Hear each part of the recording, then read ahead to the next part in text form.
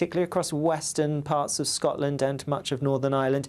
Eastern Scotland towards Aberdeenshire, perhaps actually starting the day on a largely dry note. But as we go through the day, the showers generally are going to become a bit more widespread. There could be some heavy ones. Even the odd rumble of thunder can't be ruled out. And all the time, across northern parts in particular, some blustery winds, slightly lighter winds further south and actually across some central eastern parts, largely avoiding the showers, so staying generally dry. Temperatures on paper are going to be down a few degrees compared to recent days, but slightly lighter winds than we've had today. Then as we go through into Thursday, there's a swathe of wet weather pushing its way across much of England and Wales. That clears away towards the east, with showers following in behind, and a few showers across Scotland and Northern Ireland too, but perhaps fewer than we're expecting through tomorrow. Otherwise, through the end of the week and into the weekend, well, more showers to come for many of us. Bye-bye. A positive outlook through the night will power through to a bright day ahead. Boxed Home Battery Storage, sponsors of weather on GB News.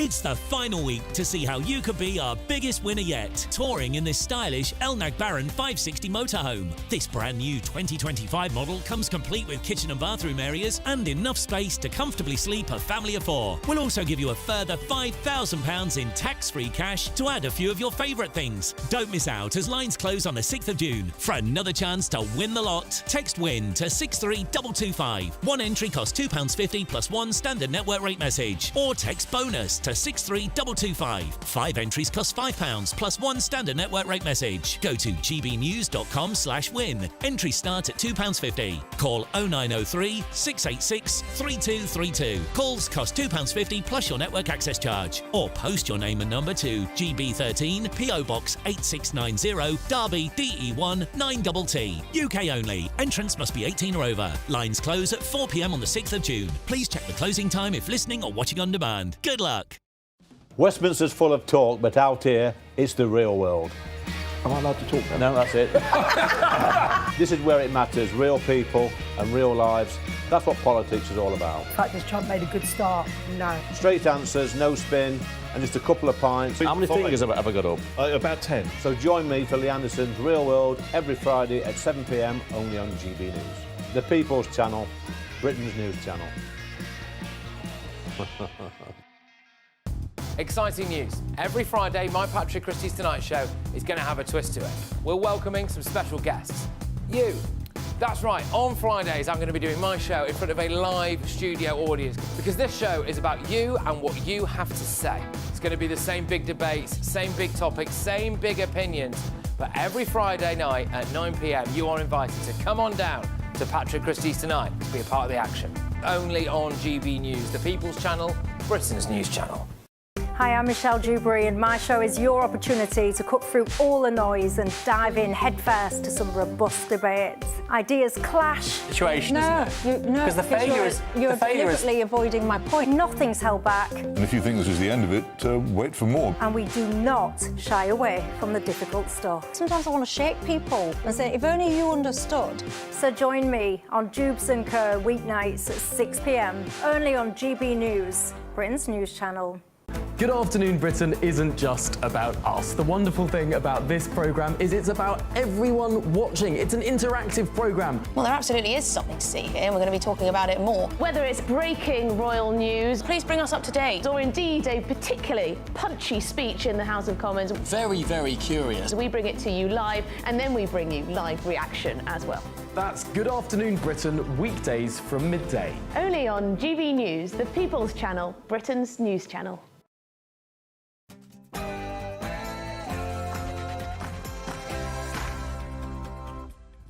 It's 9 p.m, I'm Patrick Christys Tonight. When your child is at school and the teacher says, what do you want when you grow up? What is your ambition?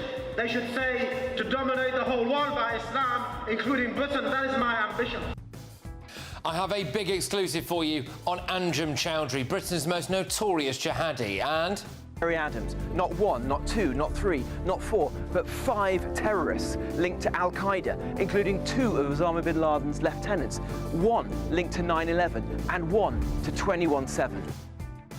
Shadow Justice Minister Robert Jenrick joins us live on Lord Hermer Plus. I cannot love Madeleine more than I love her. You know, I would never have taken a risk. It was something that wasn't even a decision. That's how safe it felt.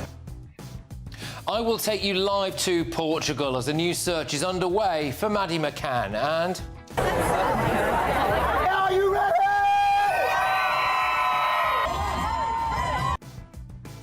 Why do we need a whole month to celebrate Pride? We've even got a Pride flag hoisted over MI6. Tell you what, I bet Putin's bricking himself. Also tonight... Sound waves, yeah? They're so powerful that we can actually use them to smash this glass. No. Oh, wait. Hey, that sounds like a matching skill. The BBC wants to hike the licence fee yet again. Should you be made to pay it? And... How much does each AUKUS sub cost? At the moment, we're designing and looking at how the You don't know? The Defence Secretary can't say how many new submarines he's building or what it'll cost us. On my panel tonight is broadcaster and columnist Esther Krakow, GB News presenter Alex Armstrong and journalist Jonathan Liss. And look, hey, OK, you've heard of a bull in a china shop. Well...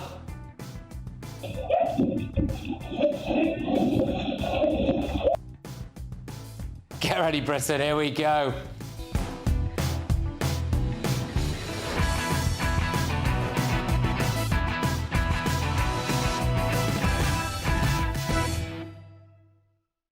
Why don't we have a working class white boys month?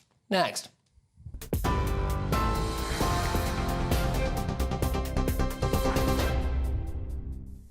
Very good evening. It's just gone 9 o'clock. These are the latest GB News headlines. Footage of a former police officer shouting, swearing and holding a boy's throat has been released by Dorset Police Force. A warning that the following video does contain content viewers may find distressing. You're under arrest! You're under arrest! Get on the floor! Get down on now! The force says the release aims to counter misinformation about the case. PC Lawn Castle, who had previously won 2 National Bravery Awards, was later dismissed. A misconduct panel acknowledged the teen had a knife at the time, but concluded that PC Castle failed to show, quote, self-control or professionalism. Mr Castle spoke to GB News earlier on this evening. I know I made that split decision with no ill intent. My intention was good, which is why I've maintained my innocence and my dignity throughout it all, because I know my own mindset. If you've got officers that maybe might not make the right decisions in those circumstances, then maybe there's something wrong with the recruitment. The Tories have dismissed government claims that the surge in small boat crossings is due to better weather in the Channel. The government has, for the first time, published the so-called red days, where favourable weather makes crossings to the UK easier. They show that there were 60 red days between the 1st of January and the 30th of April this year, where we saw better wind speed, wave height and the likelihood of rain affecting crossings. Shadow Home Secretary Chris Philp has claimed that the government's excuse is similar to that of a lazy student who says, "The dog ate my homework." Numbers have gone up regardless of the weather in the English Channel. Look, the simple fact is this: 2025 so far has been the worst year in history for illegal crossings. There is no excuse for that. And frankly, if the Labour government's plan for border security is to pray for bad weather, then we're in big trouble. Their own Defence Secretary says they've lost control of our borders. Their plan to smash the gangs lies in tatters. They made a catastrophic mistake by cancelling the Rwanda deterrent just a few days before it started, and this is the result: total loss of border control and the largest number of illegal immigrants crossing the Channel in history. 27 Palestinians have been killed by Israeli fire near an aid distribution site in Rafah, according to local reports. Dozens more were reportedly injured, some seriously, as crowds gathered on early Tuesday for food and supplies. The Israeli military says its troops fired warning shots at individuals who approached from outside the designated aid routes and posed a perceived threat. The Gaza Humanitarian Foundation, backed by the US and Israel, runs the aid site, though the UN and major NGOs have refused to cooperate, calling the system unsafe and politically compromised. Defence Secretary John Healey, speaking on behalf of the government, has called the situation agonising. We must allow the aid that's so badly needed to get into the civilians. We have to see the hostages released as well. So that's why we're backing in full the efforts of the US, Qatar and Egypt to put an end to the fighting, get the aid in, get the hostages out and start the process in the end that must follow the military fighting, because there is no military solution to Gaza. Those are the latest GB News headlines for now. More from me in an hour, but now it's back to Patrick. For the very latest GB News direct to your smartphone, sign up to News Alerts by scanning the QR code or go to gbnews.com/alerts.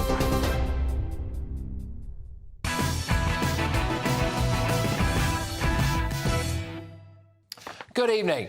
Pride Month has started and it's already ridiculous. The head of MI6 revealed that they'll be flying the LGBTQ+ flag over their headquarters. Well, I tell you what, lads, I bet that Vladimir Putin's quaking in his boots now, isn't he? If you go into the shops, you can either buy normal Garnier makeup remover or special rainbow makeup remover for £1.10 more. They've stuck a rainbow on it and ramped up the price. Hastings Council in the south of England have decided to light up the coastline with pride colours. Great idea, this, because boatloads of illegal migrants have been known to land in Hastings, so maybe if they're greeted by the old rainbow colours and a massive pride event, they'll turn around and go back to France. The south of Somerset village of Martock has got pride bunting everywhere. It's their first Pride Month celebration. Brilliant, very progressive. Just had a quick look online at the stats, though. Apparently, in the whole of Somerset, 0.9% of people identify as gay and lesbian, and 1.1% are bisexual, so I'm not sure what the turnout will be like at that particular carnival. But let's go to York now, where a primary school has opened up a new rainbow hub, so children as young as 4 can, celebrate their sexuality? Mercedes-Benz is an inclusive, pro-LGBT car company. Just look at that badge. Rainbow-coloured. It's stunning and brave. They love it. They're all about love. Doesn't matter who you love, they love you. Unless you want to buy a Mercedes in the Middle East. Gay people don't exist over there, apparently. So that's good, isn't it? You know, last year, some of Scotland's police officers were paid to take part in Pride events. This is despite them complaining that they didn't have enough officers. Bit mad, anyway. Still, any excuse to play this.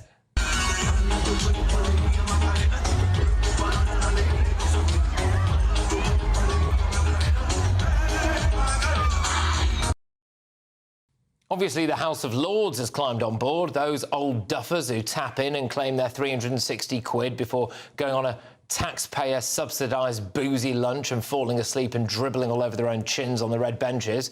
They're all about pride. The most ridiculous example I could find was actually outside of the UK. So it came from Canada.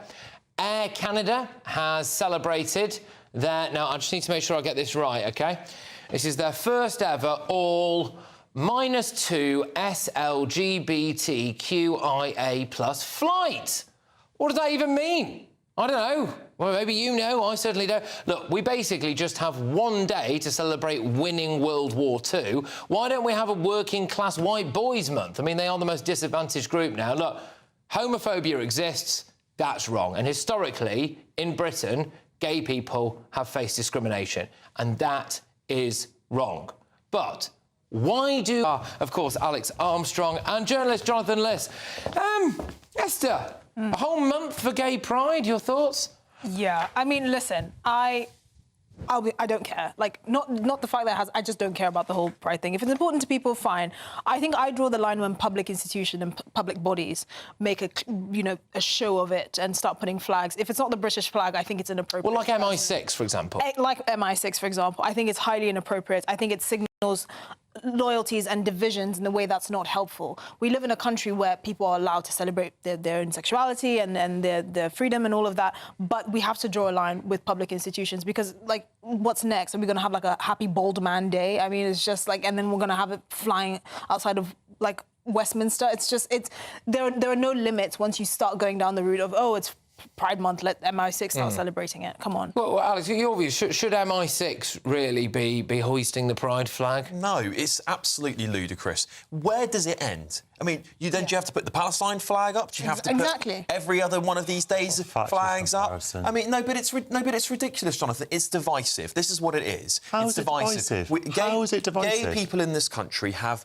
equality under the law. That was the whole point of this movement, which up until the early 2010s, when the laws passed, you can justify. You can maybe say, look, they didn't have equal rights under the law. You can say, OK, therefore it should exist. Now, however, there is full equality under the law. A lot of it is attention-seeking. A lot of it is division, having to say, we're here, we need to have our visibility day while everyone else doesn't get one. Well, the whole month now, which is another completely ludicrous thing. And let's face it, most of this, like the example you used there of that makeup remover, is just corporate companies getting on a bandwagon and trying to scoff out a few extra pennies. They've been less obnoxious this year. I don't know if you've noticed. I mean, 3 years ago, that was the peak of the madness. Well, actually, in America, there's articles about how corporate backing of Pride is way down. But I don't know whether that's got something to do. I don't even mind. Well, that's because the white backlash. I mean, that actually kind of taps into what we're talking about, because you might object to MI6 hoisting the flag, but really what we're seeing at the moment is a global backlash against what you might call woke, what other people might call human rights and equality and progressive agendas.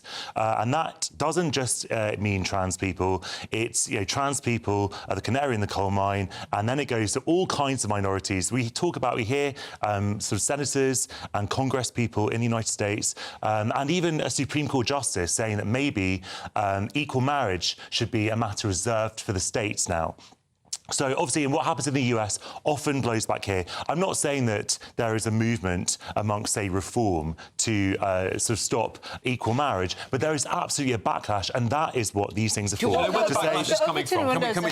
Let's just talk about where that backlash has come from, because Jonathan's right, there is a backlash happening, and that's why support for gay rights is going down. And it is the fault of these far-left institutions like Stonewall that have pushed the agenda too far. They've advocated for puberty blockers for children, for example. That's got nice to do with gay rights. But what's Stonewall doing about it, then? Stonewall's meant to be a gay charity, and it's not now. It's an LGBT charity. Now it is. Look, Alex, you and I, and let's face it, half the people working at GB News are gay men who owe all of our rights and freedoms to people who went on these marches when they risked actual severe violence for doing so.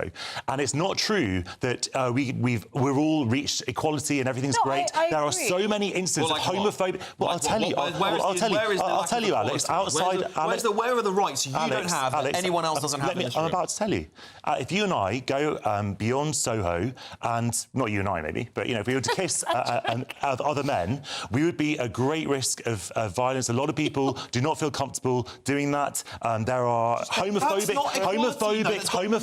It's not just about equality. It is about equality. It is about equality. Because a man and a woman, under the law, and you'll be protected by the police. It's not about the law. It's about society. Alex, a man and a woman kissing anywhere in the country would not be at risk. That's repulsive. I'm sorry. Sometimes PDA is PDA. No, Patrick, I'm sorry. This is violence I'm talking about. There are homophobic attacks are on the rise. Just I don't think the shifting of the Overton window and establishing boundaries is the same as saying that there's now a rise in homophobia. I think, for me, the boundary should be public institutions should not be endorsing any flag. I don't care if it's Pride. I don't care if it's Blame. I don't care what it is. That should be the boundary. Right. That's not to say that the rest of us are raging homophobes because we don't want to see PDA or we just want people to live their lives. Of course, I don't want rolling back of rights. It's not. I know you do, but a lot of people do. But that's their own problem. That's not the same as saying public institutions shouldn't be having. It's saying that institutions and society are on our side.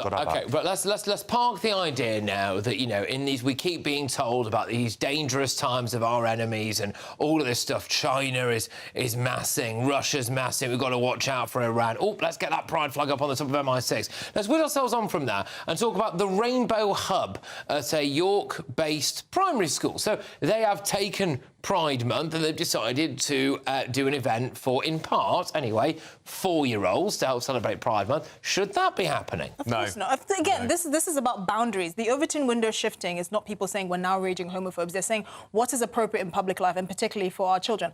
I also must say, I don't have a particular gripe with the Pride flag, but it's uniquely ugly. I mean, why couldn't they choose an orange with a sunshine behind it? Well, it looks like a piñata threw up on a piece of paper.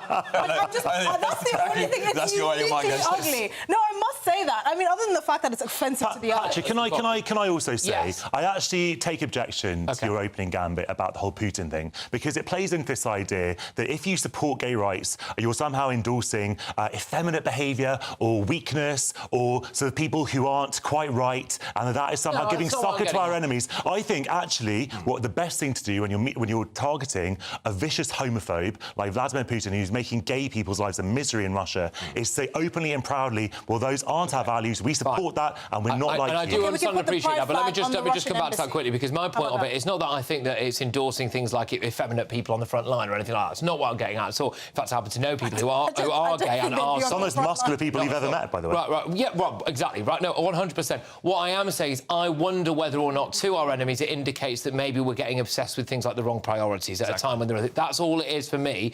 But Alex, I'll just come back to you on that same one about the old primary school business. It is. This is what it goes back to, right? And during the 2000s, gay rights was being relatively accepted. People had got over the whole fear of it all and moved on. The public had moved on and just gone, do you know what? We don't really care anymore. It's the assimilation argument all over again, isn't it? Right? It's the assimilation argument. Do you want to be part of society, or do you want society to look at you and think you are different? Because that's exactly what things like this Rainbow Room are trying to do. It's trying to identify young gay people. Then maybe there'll be the trans agenda that comes in after. Go, maybe you need puberty blockers. That's why we're seeing a rise in children being given going to puberty clinics, gender clinics across the country. It's gone too far. I just don't believe that. I don't think that there is like a secret gay mafia or gay agenda that wants to turn everyone gay in nursery schools. You and I grew up under Section 28, which was a law that was designed to basically erase us or make our lives a misery, and sometimes both. And those days are long behind us. There are children who may turn out to be gay, and that's completely fine. And it's okay to introduce that topic to them. To them cross boundaries and then introduce children to things that are not appropriate. I do want to ask this. So per head of population in the UK, do you think that members of the LGBTQ plus whatever community are per head of population in the UK overrepresented in both politics and media?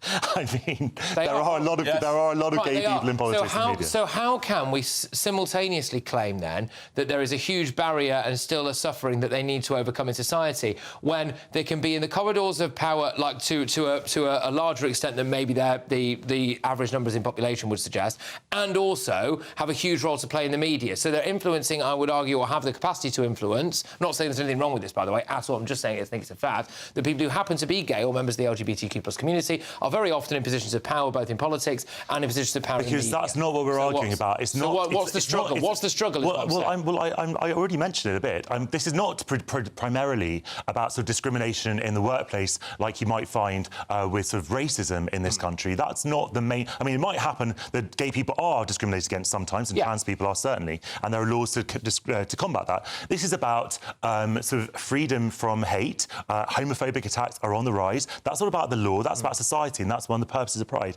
And also, a really important point is that while we might have won sort of legal rights in this country, around the world, homosexuality is still banned in many countries. And this is about solidarity with those people and to try and get gay rights for other people. Well, that's where they should start then. Frankly, things like Pride do the exact opposite to what Jonathan thinks they do. It turns people off. What I see when I see some of those Pride events is fetishes being displayed on street, men running naked around thinking that's acceptable when there are children walking around. It doesn't show anything good about the gay community. It stereotypes them, and there'll be millions of gay men, thousands of them watching tonight, who'll go, actually, I don't want that representing me in this country. Well, unfortunately, that's how it is. Also, look, I just want to make it clear. I mean, I hope it was pretty clear. I just want to make it... I've not got a problem with the idea that there's a gay pride ceremonies or anything like that at all. I'm not some kind of rampant homophobe. I am just saying that I just wonder why we've got a whole month dedicated to it. Like, do we need a month? I don't know. Anyway. Well, it's not a month of daily Pride March. Well, it basically is. It kind of is. It kind of is, actually. Patrick is absolutely right. Just say, Patrick, you are not homophobic. Everyone who works with you knows that. Just in case anyone was wondering. Thank you very much. Hopefully, that shines through. Anyway, right, moving swiftly on. Time is running out for you to win the latest Great British giveaway. It's your chance to win a brand new motorhome worth 67 grand. Here's how.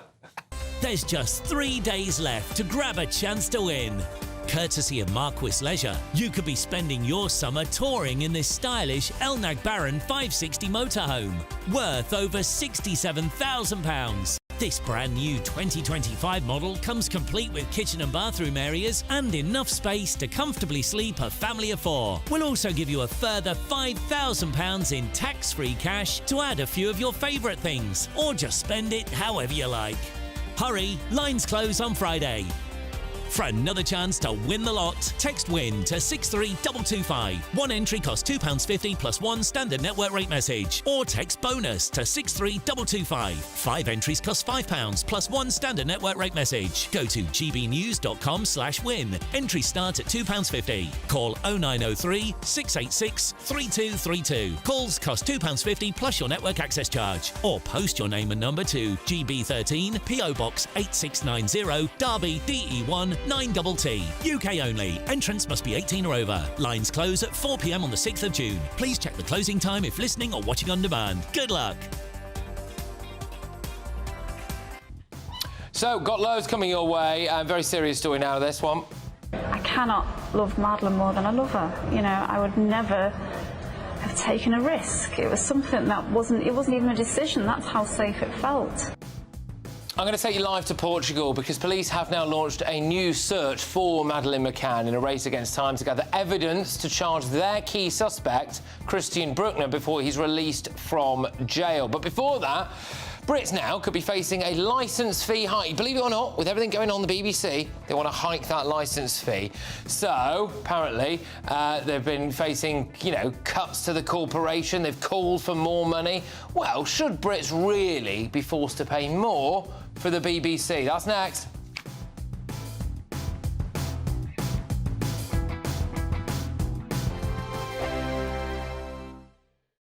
Westminster's full of talk, but out here, it's the real world. Am I allowed to talk now? No, that's it.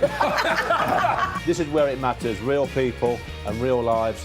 That's what politics is all about. The fact is Trump made a good start. No. Straight answers, no spin, and just a couple of pints. How many fingers have I got up? About 10. So join me for Lee Anderson's Real World every Friday at 7 p.m. only on GB News. The People's Channel, Britain's news channel.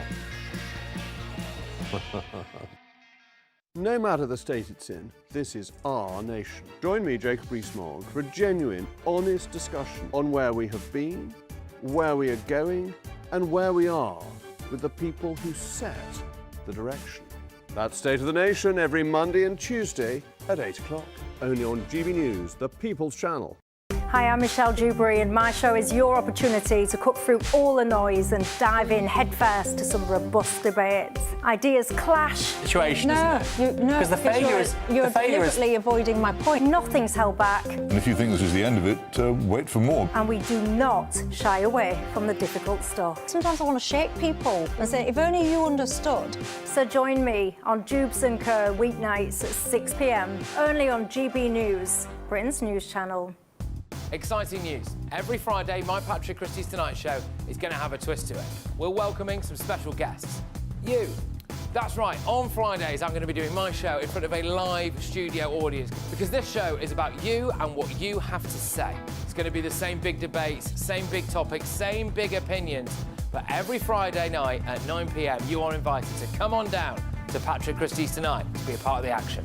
Only on GB News, the People's Channel, Britain's news channel.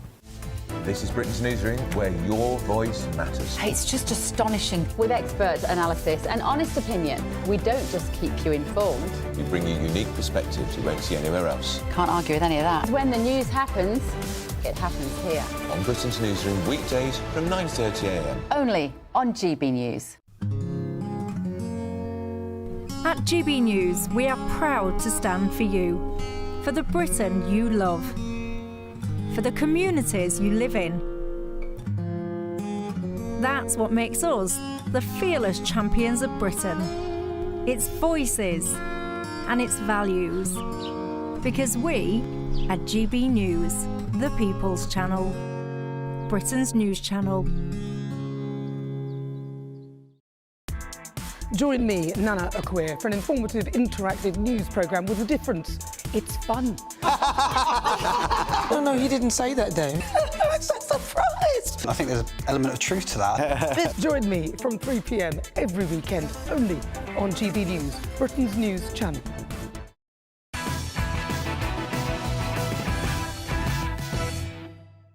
Welcome back to Patrick Christys tonight. Now, I've got an exclusive for you shortly on Choudary, Britain's most notorious jihadi. But first, should Brits be forced to pay more for the BBC? It's time now for the head-to-head.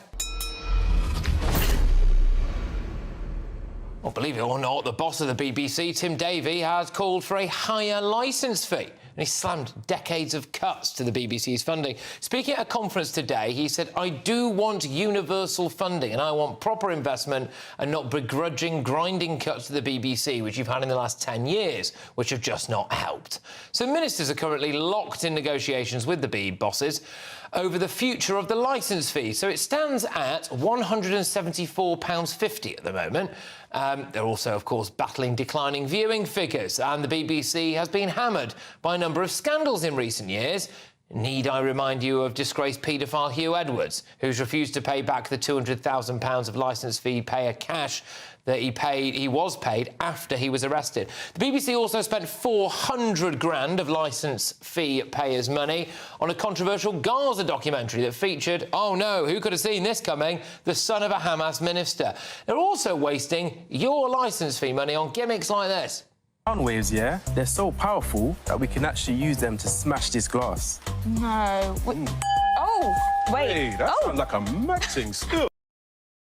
There's a longer version of that that's quite a tough watch. Anyway, so tonight I'm asking, should Brits be forced to pay a higher licence fee? Going head-to-head on this now are the former BBC presenter Roger Bolton and political commentator June Slater. Thank you very much, both of you. Roger, I'll start with you. Straightforward question. Should we be paying more for the BBC, do you think?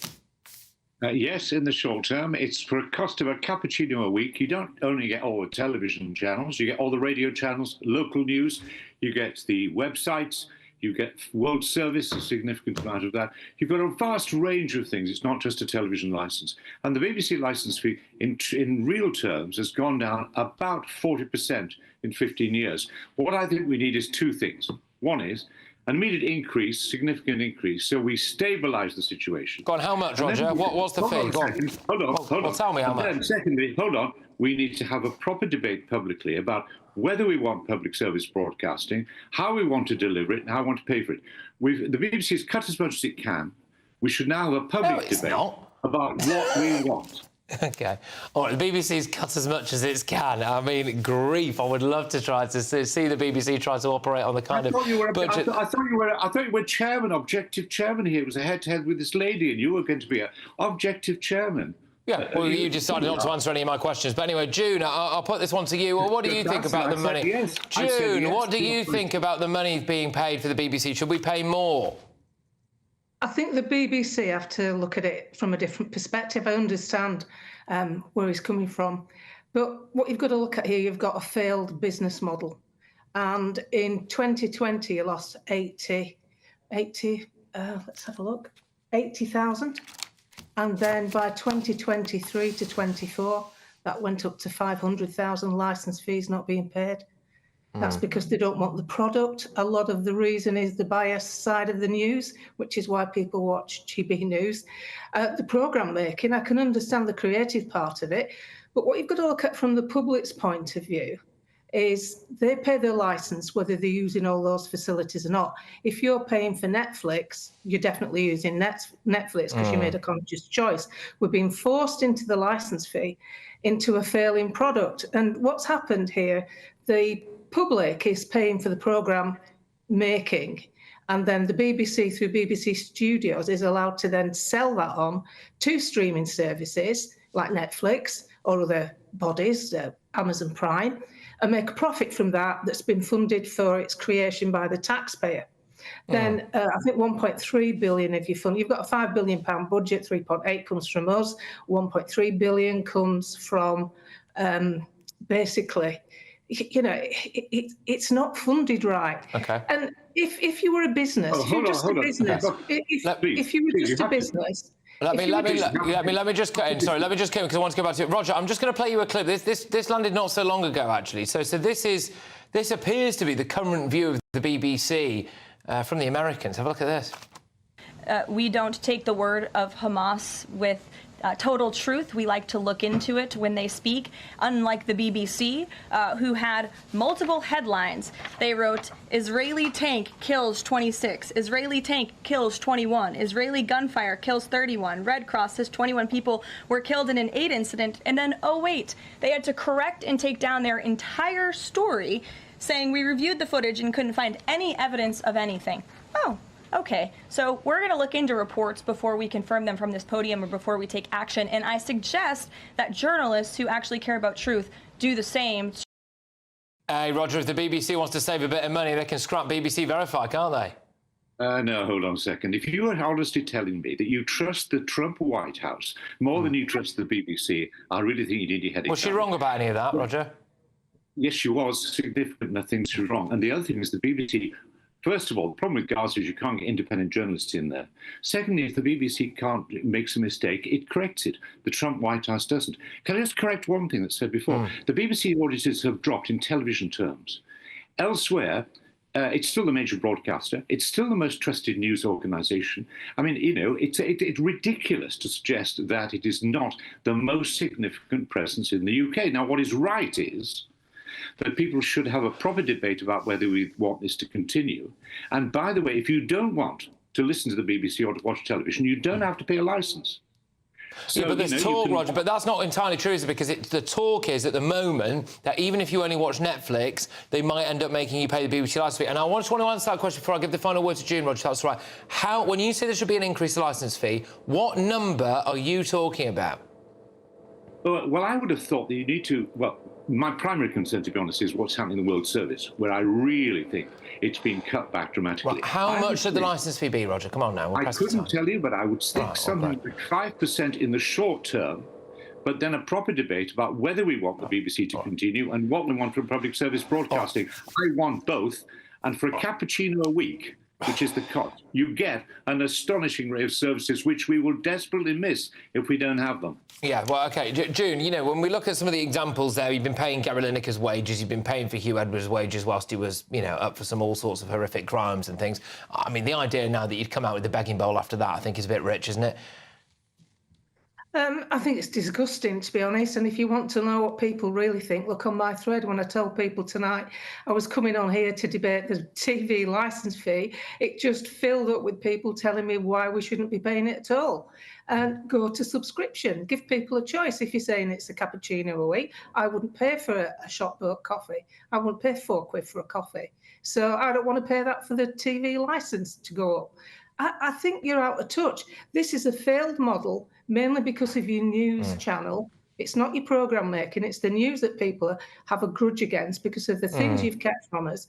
Employing paedophiles, you know, Jimmy Savile, a children's entertainer, come on. A massive organisation like yours, and you didn't know what he were up to. Don't you think I'm not employed by the BBC. I am not employed by the BBC. No, it's not my organisation. Please. You're obviously very loyal to them. They weren't very loyal to you. Yeah, by the way, I'm telling you that people they're directing the programmes at a young woke audience that doesn't even pay for a licence fee because they watch everything online. And the people by the way, who do pay for the licence fee, my generation. In which case, did you watch? All right, OK. We're talking over each other now. The VE Day celebrations on the BBC.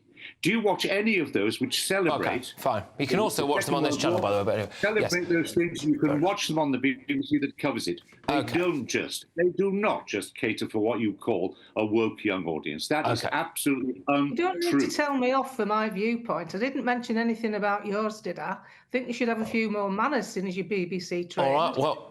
Well, on that note, we will draw a line under it. It's called a head-to-head. It's certainly got it. Thank you very much, both of you, as always. Former BBC presenter Roger Bolton, political commentator June Slater. Coming up, I've got a massive exclusive for you about Britain's most notorious jihadi, Andrew Choudary. But before that... How much does each AUKUS sub cost? At the moment, we're designing and looking at how the You don't know? He doesn't know. Forget explaining how much their new plan for the armed forces will cost. This government doesn't even know how much one submarine will cost. So should taxpayers be forced to cough up to put Britain on a war footing? Find out shortly. First though. I cannot love Madeleine more than I love her. You know, I would never have taken a risk. It was something that wasn't even a decision. That's how safe it felt. I'll take you live to Portugal, where police are currently searching for Madeleine McCann. Stay tuned.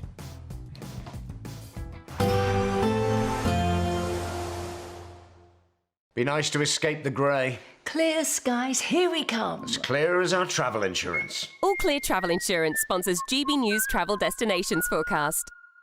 The recent heat wave is easing across parts of Spain and Portugal, but plenty of severe thunderstorms remain across northern parts of Europe. But across the Canary Islands, Spain, Portugal, mostly settled, a little cloudy at times, but we could see some quite severe thunderstorms across southern France, southern Germany, northern parts of Italy. This could bring frequent lightning, hail and also some strong winds. But elsewhere across the central and eastern parts of the Mediterranean, plenty of sunshine and temperatures are on the up through the week. All Clear Travel Insurance sponsors GB News Travel Destinations Forecast.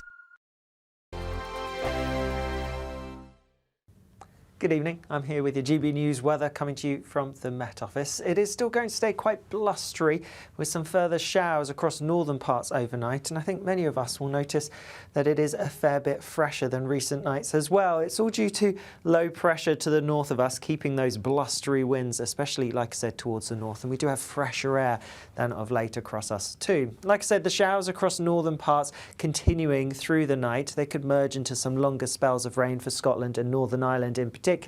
Elsewhere, and apart from a few showers across western parts of England and Wales, it's looking largely dry, and there will be some clear skies around. The clear skies combined with that fresher air I mentioned, meaning that it is going to turn a little bit cooler than it has done through some recent nights. Nonetheless, we're not expecting a frost or anything, of course not. It's early June, but it is going to be a cool start to the day, a bright one for many across England and Wales. Just a few showers here and there towards the west. More showers as we head further north, these continuing through the night and continuing as we go through Wednesday, particularly across western parts of Scotland and much of Northern Ireland.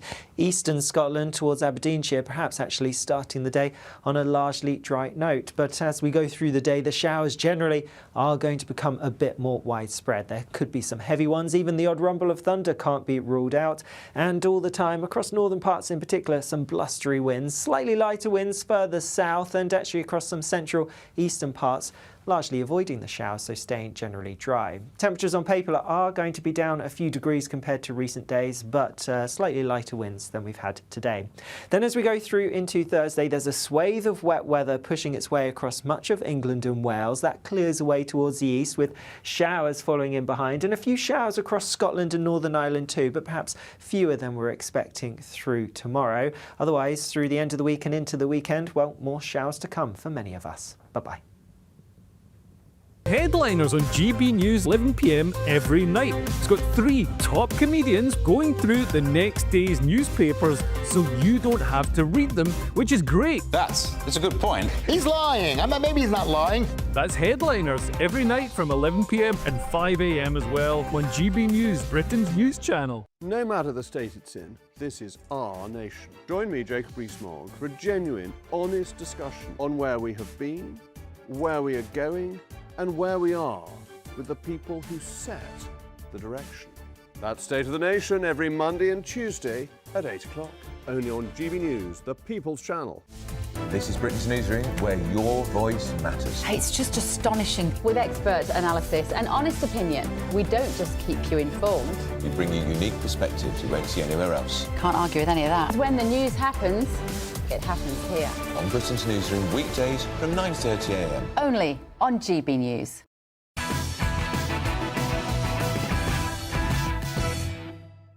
Welcome back.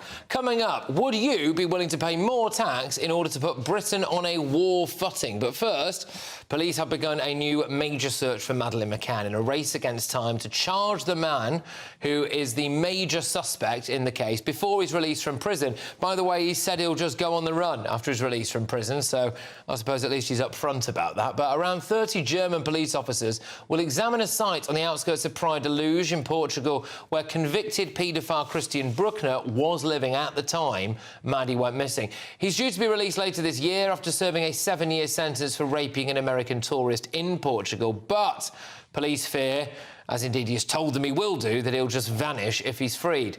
Now, although British police are not currently involved in these searches, ministers last month approved more than £100,000 of additional funding for the Met police officers to investigate her disappearance even more, which brings the total funding since 2011 to more than £13 million. Well, I'm joined now by the senior global reporter for the Mail Online. It's Nick Pisa, who has been in Portugal today. He's been following the search for Madeleine McCann. So, Nick, thank you very, very much. Could you just start by telling us what you've seen today, please? Yeah, sure, Patrick. Well, we got there at about 9 o'clock this morning, which is about the time the search started in earnest. As you said in your introduction, there's about 30 police officers involved in this, a mixture of Portuguese and German police from the BKA, that is the German equivalent of the FBI. I mean, they are working together, but I should say that the Portuguese police are more of a logistical assistance there. They're keeping the sort of public and the journalists back. They've blocked off roads and pathways, whilst the Germans get in there. And this morning I watched as they cut away a load of undergrowth, a load of bushes and overhanging branches from a couple of outbuildings out on a place on a hill called Altalaya, which is about 5 kilometres, 3.5 miles from Praia de Luz, which is where, as you know, Madeleine went missing in 2007. We saw them also as well using pickaxes and shovels to take earth and topsoil off the top around that outbuilding, and they took it away in plastic boxes to be examined in tents which had been set up nearby. And we also expect ground penetrating radar to be brought in at some stage in the next few days. Do we know why they're searching this area exactly? Because it does remind me a little bit, Nick, of, I think, pretty much exactly 2 years ago, where they launched what, at least to my eyes anyway, appears to be quite a similar operation near a reservoir. So why is it right here, right now? Yeah, well, you're absolutely right again, Patrick. It smacks to myself and colleagues out here that it's just a bit of a fishing exercise, really, just to cast that net out to try and see if they can literally fish anything in. What they are looking for is something concrete, some hard forensic evidence that will link Christian Bruckner, who, as you said there, they named as their prime suspect for the abduction and murder of Madeleine McCann. And we should say that's 5 years ago now, Patrick, and here we are 5 years down the line and nothing has happened. There's a lot of circumstantial evidence that places him here. He worked here, his phone was triangulated here, he lived here, he's a convicted paedophile, he's a convicted rapist. So all the circumstantial evidence is there, but there's nothing to actually forensically link him to the disappearance of Madeleine and to what the police have said 5 years ago to her murder. They are convinced that tragically Madeleine is no longer with us and she's dead. Have the parents said anything about this latest search? I mean, look, I might have missed it, I don't know, but they seem to have been quite quiet for the last few years, really. Yeah, no, they've not said anything. They didn't. Well, to be honest with you, what they said was about a month or so ago, which is the 18th anniversary. They posted on their Facebook page finding Madeleine. They said that obviously she's still within their thoughts and in their hearts and in their minds, and they will carry on hoping that something will happen and they will get some closure to this ongoing saga that, as we said, has been going on for 18 years now. And I'll be honest with you, Patrick, whether it comes from these searches, I do have my doubts. I'd love to be proved wrong, but it just seems to be as a bit of a fishing exercise to try and get something to pin on Christian Bruckner, who, as you said, is due to be released in September, and he's already said that he will flee Germany and leave the country. Yeah, well, quite. Well, Nick, thank you very, very much, and we really do appreciate you've had an incredibly long day there in Portugal, coming on as late as you have this evening, so take care over there. It's Nick Pisa in Portugal. He is the senior global reporter for the Mail Online. Probably just worth saying as well that I think that our national reporter, Charlie Peters, is on his way there at the moment, so we'll probably be seeing Charlie in Portugal tomorrow if there are any developments. But coming up at 10 p.m, I'm going to be exposing the lenient sentences handed out to violent criminals that prove that Lucy Connolly really is the victim of two-tier justice. Plus, big exclusive for you about Britain's most notorious jihadi, Choudary. On the cusp of walking free, Shadow Justice Minister Robert Jenrick is live in the studio, but before all of that... How much does each AUKUS sub cost? At the moment, we're designing and looking at how the You don't know? It's ridiculous, this. The Defence Secretary can't tell you how many subs they're going to build or what it's going to cost. I mean, what's the point? Stay tuned.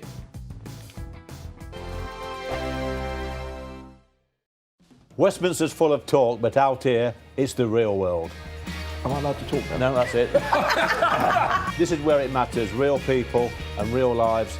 That's what politics is all about. In fact, has Trump made a good start? No. Straight answers, no spin, and just a couple of pints. How many fingers have I ever got up? About 10. So join me for Lee Anderson's Real World every Friday at 7 p.m, only on GB News.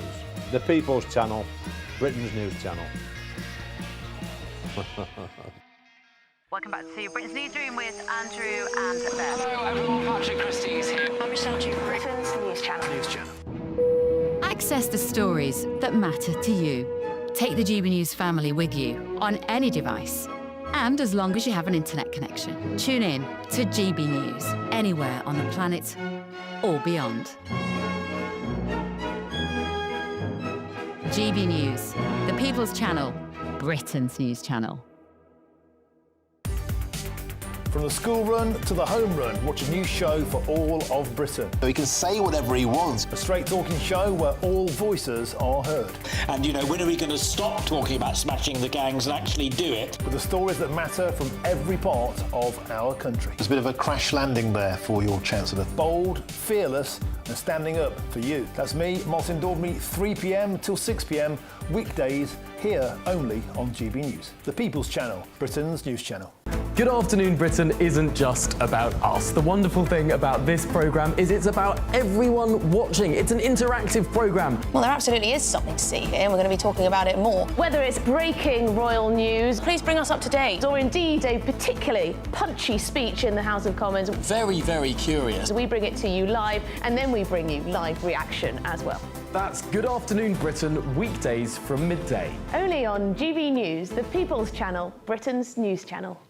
Westminster, the ultimate clique. And you're fighting like rats in a sack. But here on the Camilla Tominey Show, we ask the questions the establishment media is too scared to ask. OK, let me ask you a straight question, because I know you're a straight-talking politician. Whether it's net zero, illegal immigration or law and order, nothing is off limits. You had the power then.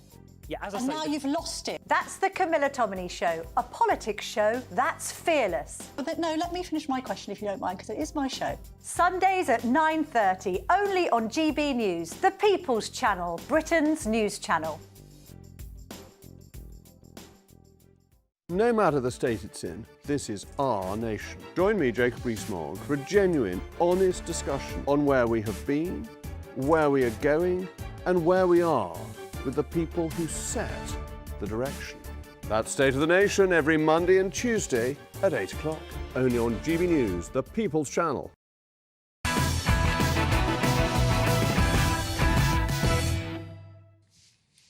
Well, welcome back to Patrick Christys Tonight. Loads coming your way. I am going to be giving you that exclusive about Andrew Choudary and a bit of proof over Lucy Connolly and the two-tiered justice problem. But first, though, there are warnings tonight that the Prime Minister's plan to put Britain on a war footing could mean that massive tax hikes are on the way. The Prime Minister yesterday unveiled a bold plan to expand the British Army for the first time in a generation, pledging to significantly increase defence spending by 2034. As part of the recruitment drive, school and college leavers could be expected to spend a year in the armed forces. Wasn't Rishi Sunak saying something? Anyway, whatever. But economists have warned that Brits could be forced to foot the bill through tax increases. Not that the government seems to know, of course, because the Defence Secretary, John Healey, now, he couldn't answer a couple of basic questions, right? So he's announcing that they're building more submarines. Two questions here. How many and how much are they going to cost? Go on, John. How much does each AUKUS sub cost? At the moment, we're designing and looking at how the components put together. You say yourself it's 2030s into the 2040s before the first of those submarines. I know, but you must have an idea. So we don't know how many, and we don't know the individual cost. Right. Great. I'm joined now by former Tory MP and indeed soldier Bob Seeley. Bob, thank you very much. How pathetic is that? It's pretty pathetic, and it's par for the course for the government, sadly. And John Healey, to his credit, is one of the better or least useless ministers. So if he doesn't even know, it's no wonder that people like, I don't know, Rachel Reeves and all the others, Lucy Powell, sound so much worse. And as I say, he's one of the better ones. Just to get the numbers right, the ones that we know about anyway, when it comes to defence spending, aren't they using the money that we're giving Mauritius to give them Chagos in our defence budget? So when they say they're increasing the defence budget, actually that involves us paying to give away sovereign territory, doesn't it? Yeah, it is, and it's one of the most disastrously stupid things this government is doing, and that's pretty much, and that's certainly saying something. We don't have to spend 9 billion giving the Chagos to Mauritius. All we have to do is say, actually, we're keeping it, and we could be spending that 9 billion on a lot of other things, whether it's winter fuel, whether it's supporting pensioners, whether it's supporting schools, or indeed supporting defence. There must be certain bits of this, Bob, though, sorry, that you do support, presumably the idea of school leavers and college students doing a year in the armed forces, because I actually think that was Rishi Sunak's policy, wasn't it? It was not dissimilar to Rishi's policy, but actually, look, I do support it because, look, for me, I love my time in the army. I was a reservist, and then I was mobilised for a decade on something called full-time reserve service. And if I had my time again, I'd do it properly, and I'd join the army at a much younger age. I nearly did it when I was 18, then decided not. And I think it's a great career, and I absolutely really recommend it. Likewise, RAF, likewise, Navy. And if we can draw people in, I think they'll find it just structured and exciting, and it's got some discipline, and you do adventure training, and actually you learn to pride in yourself, pride in your country, and we don't have enough of that at the moment. So that bit works. Yeah, it's a shame they slagged off Richie's ideas, but hey, you know, that's hypocritical Labour for you. Well, there we go. I can't help but wonder, though, whether or not the Tories do have to shoulder some of the blame here. I mean, under the Conservatives' watch, the armed forces, I think, is at its lowest, pretty much lowest ever level in recent times anyway. And you've also had issues like the RAF discriminating unfairly against white men. You know, it's not been great that we've been put in this position, is it? No, and I'm not going to sit there saying it was all great. Look, Putin started the new Cold War in 2007. If we were smart, we would have monitored that. We would have built up our deterrence. You're completely right, Patrick. The reality is that deterrence is expensive, but it is also always cheaper than fighting.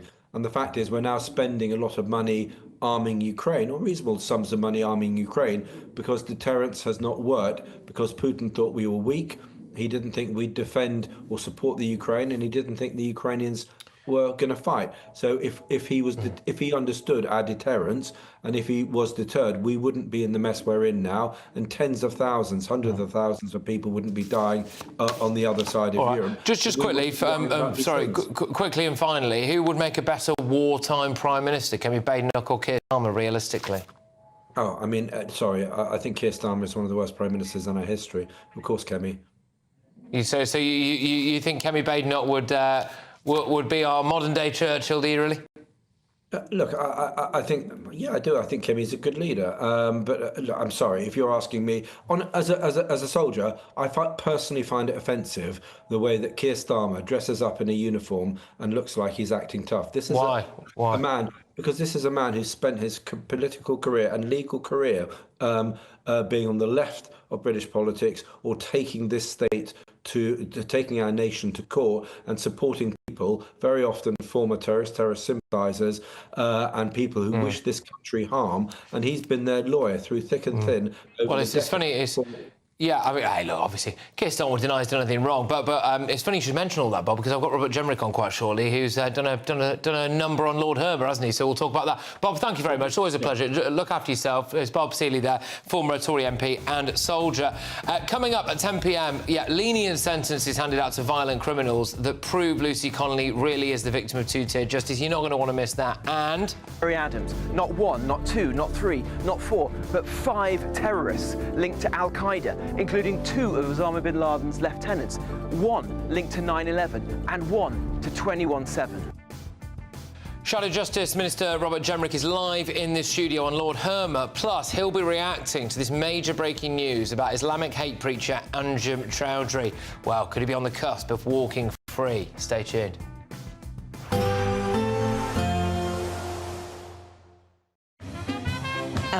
positive outlook through the night will power through to a bright day ahead. Boxed home battery storage, sponsors of weather on GB News. Good evening, I'm here with your GB News weather coming to you from the Met Office. It is still going to stay quite blustery with some further showers across northern parts overnight, and I think many of us will notice that it is a fair bit fresher than recent nights as well. It's all due to low pressure to the north of us, keeping those blustery winds, especially, like I said, towards the north, and we do have fresher air than of late across us too. Like I said, the showers across northern parts continuing through the night. They could merge into some longer spells of rain for Scotland and Northern Ireland in particular. Elsewhere, and apart from a few showers across western parts of England and Wales, it's looking largely dry, and there will be some clear skies around. The clear skies combined with that fresher air I mentioned, meaning that it is going to turn a little bit cooler than it has done through some recent nights. Nonetheless, we're not expecting a frost or anything, of course not. It's early June, but it is going to be a cool start to the day, a bright one for many across England and Wales. Just a few showers here and there towards the west. More showers as we head further north, these continuing through the night and continuing as we go through Wednesday, particularly across western parts of Scotland and much of Northern Ireland, eastern Scotland towards Aberdeen. Perhaps actually starting the day on a largely dry note. But as we go through the day, the showers generally are going to become a bit more widespread. There could be some heavy ones. Even the odd rumble of thunder can't be ruled out. And all the time, across northern parts in particular, some blustery winds, slightly lighter winds further south, and actually across some central eastern parts, largely avoiding the showers, so staying generally dry. Temperatures on paper are going to be down a few degrees compared to recent days, but slightly lighter winds than we've had today. Then as we go through into Thursday, there's a swathe of wet weather pushing its way across much of England and Wales. That clears away towards the east with showers following in behind, and a few showers across Scotland and Northern Ireland too, but perhaps fewer than we're expecting through tomorrow. Otherwise, through the end of the week and into the weekend, well, more showers to come for many of us. Bye-bye. A positive outlook through the night will power through to a bright day ahead. Boxed home battery storage, sponsors of weather on GB News. It's the final week to see how you could be our biggest winner yet, touring in this stylish Elnag Baron 560 motorhome. This brand new 2025 model comes complete with kitchen and bathroom areas and enough space to comfortably sleep a family of four. We'll also give you a further £5,000 in tax-free cash to add a few of your favourite things. Don't miss out as lines close on the 6th of June. For another chance to win the lot, text WIN to 63225. One entry costs £2.50 plus one standard network rate message, or text BONUS to 63225. 5 entries cost £5 plus one standard network rate message. Go to gbnews.com/win. Entries start at £2.50. Call 0903 686 3232. Calls cost £2.50 plus your network access charge. Or post your name and number to GB13 PO Box 8690 Derby DE1 9TT. UK only. Entrance must be 18 or over. Lines close at 4 p.m. on the 6th of June. Please check the closing time if listening or watching on demand. Good luck. Hi, I'm Michelle Choudary, and my show is your opportunity to cut through all the noise and dive in headfirst to some robust debates. Ideas clash. Situation, isn't it? Because the failure is you're deliberately avoiding my point. Nothing's held back. And if you think this is the end of it, wait for more. And we do not shy away from the difficult stuff. Sometimes I want to shake people and say, if only you understood.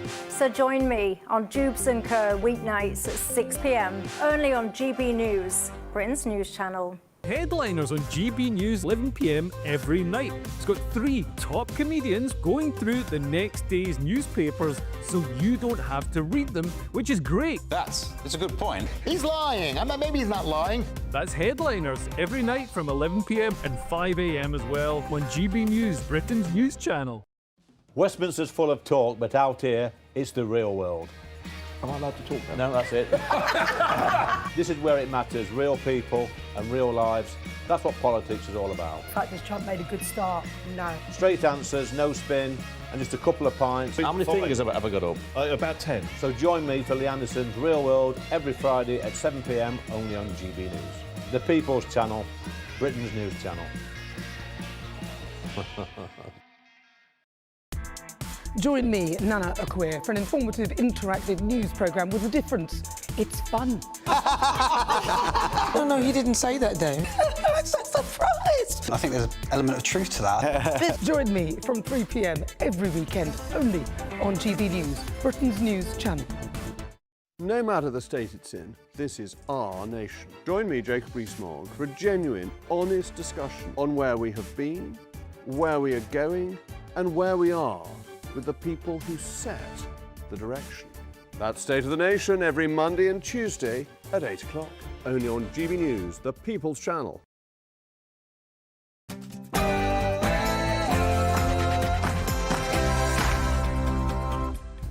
It's 10 p.m. I'm Patrick Christys. Tonight. When your child is at school and the teacher says, "What do you want when you grow up? What is your ambition?" They should say, "To dominate the whole world by Islam, including Britain. That is my ambition." Get ready for a big exclusive on Anjem Choudary, Britain's most notorious jihadi, and Harry Adams. Not one, not two, not three, not four, but 5 terrorists linked to Al-Qaeda, including 2 of Osama bin Laden's lieutenants, 1 linked to 9/11 and 1 to 21/7. Shadow Justice Minister Robert Jenrick will join us live on Lord Hermer. Plus, we don't take the word of Hamas with total truth. We like to look into it when they speak, unlike the BBC. Oof, the White House has kicked off at the BBC. On my panel tonight, who'll be whizzing yourself through all of tomorrow's newspaper front pages, is broadcaster and columnist Esther Krakow, GB News presenter Alex Armstrong, and journalist Jonathan Liss. And right, OK, I know, you've heard of a bull in a china shop. Well, I raise you this.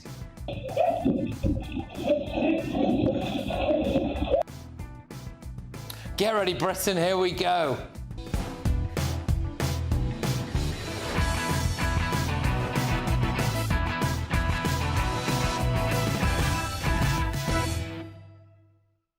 I bring you exclusive breaking news on Britain's most notorious jihadi, Anjem Choudary. Next.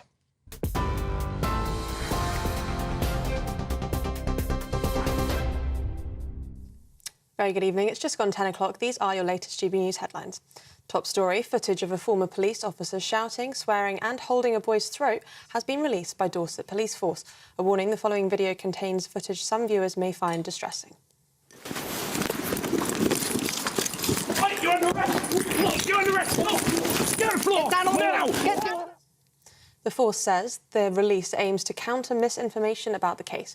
PC Lorne Castle, who had previously won 2 National Bravery Awards, was later dismissed. A misconduct panel acknowledged the teen had a knife at the time, but concluded that PC Castle failed to show self-control or professionalism. Mr Castle spoke to GB News earlier on this evening. I know I made that split decision with no ill intent. My intention was good, which is why I've maintained my innocence and my dignity throughout it all, because I know my own mindset. If you've got officers that maybe might not make the right decisions in those circumstances, then maybe there's something. The Tories have dismissed government claims that the surge in small boat crossings is due to better weather in the Channel. The government has for the first time published the so-called red days, where favourable weather makes crossings to the UK easier. These red days were highlighted to have taken place 60 times between January the 1st and the 30th of April this year, where we saw better wind speed, wave height and the likelihood of rain affecting crossings. Shadow Home Secretary Chris Philp had claimed that the government's excuse is similar to that of a lazy student claiming the dog ate my homework.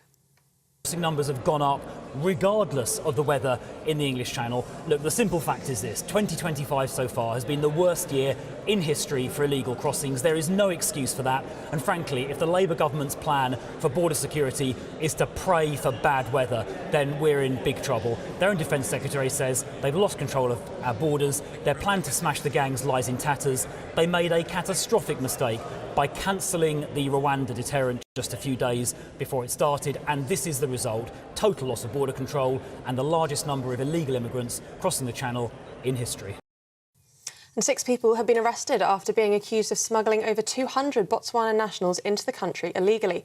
The gang is believed to have submitted fake asylum claims and employment documents so that once the migrants have arrived in the UK, they were given illegal jobs to stay here. 5 men and 1 woman were arrested, with the lead suspect arrested in Cheltenham. These arrests come as part of the government's plan for change to secure the UK's borders by dismantling organised crime gangs. Those are the latest GB News headlines for now. More from me in an hour, but now it's back to Patrick. For the very latest GB News direct to your smartphone, sign up to News Alerts by scanning the QR code or go to gbnews.com/alerts.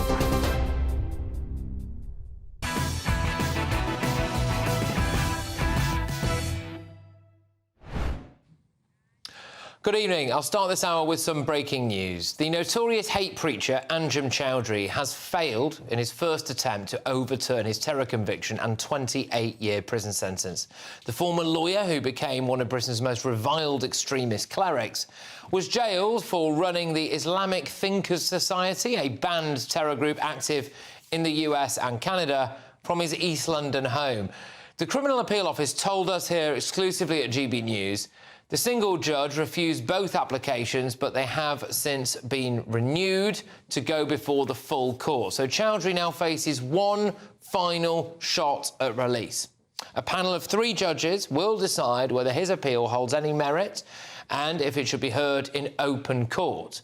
Well, Shadow Justice Secretary Robert Jenrick will join me live in the studio to react to this breaking news in just a few minutes' time. So just to summarise for you there, one of Britain's most notorious hate clerics, Anjem Choudary, has failed at his first attempt to have his sentence overturned, but he still has one more go at it. Just moving on from that for now, though, today the insanity of the British justice system was laid bare because Lucy Connolly, 31 months in prison for a social media post in which she mentioned burning down asylum hotels. A teenager actually set fire to a property which killed a pensioner. What sentence did they get? 32 months. So if you look closely here now, if you're watching us on TV or online, this is the moment that 16-year-old and his 2 friends threw a firework through the pensioner Robert Price's window in East London. Just notice how his home's already boarded up, by the way. So there you go. This was the end of a long campaign of abuse against this pensioner. Mr. Price sadly died in the fire that they caused. And that 16-year-old has got just 32 months in prison.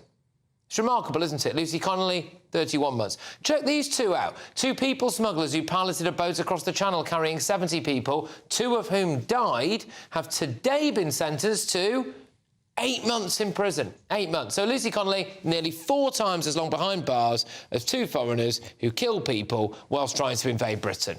Make it make sense. Just have a look at some of the other cases from recent days and weeks. A man who wore nappies and offered to pay a 14-year-old girl for sex, no prison time. A sex offender who exposed himself at Romford Station avoided jail. He's exposed himself, apparently, on 7 occasions. A man in Swindon avoided jail for strangling his partner and threatening to kill his brother-in-law. A Dunfermline drug dealer who sold ecstasy to school children was not sent to prison. A bloke who offered a 6-year-old £100 to lift her top up to him on Snapchat. Any ideas, anyone, where this is going? You guessed it, he's avoided jail. Yeah. Every single person that I've rattled off there should obviously be in prison, apart from Lucy Connolly. Just hang on, tell us again, Sir Keir Starmer, about free speech in Britain. Let me give you the principles that I would apply. Firstly, I'm strongly in favour of free speech. We've had free speech in this country for a very, very long time, and we protect it fiercely. I'm equally, though, against incitement to violence against other people. That has long been an offence in our country, and rightly so. And so I say, don't know the details of this case, but free speech, yes. Incitement to violence, no.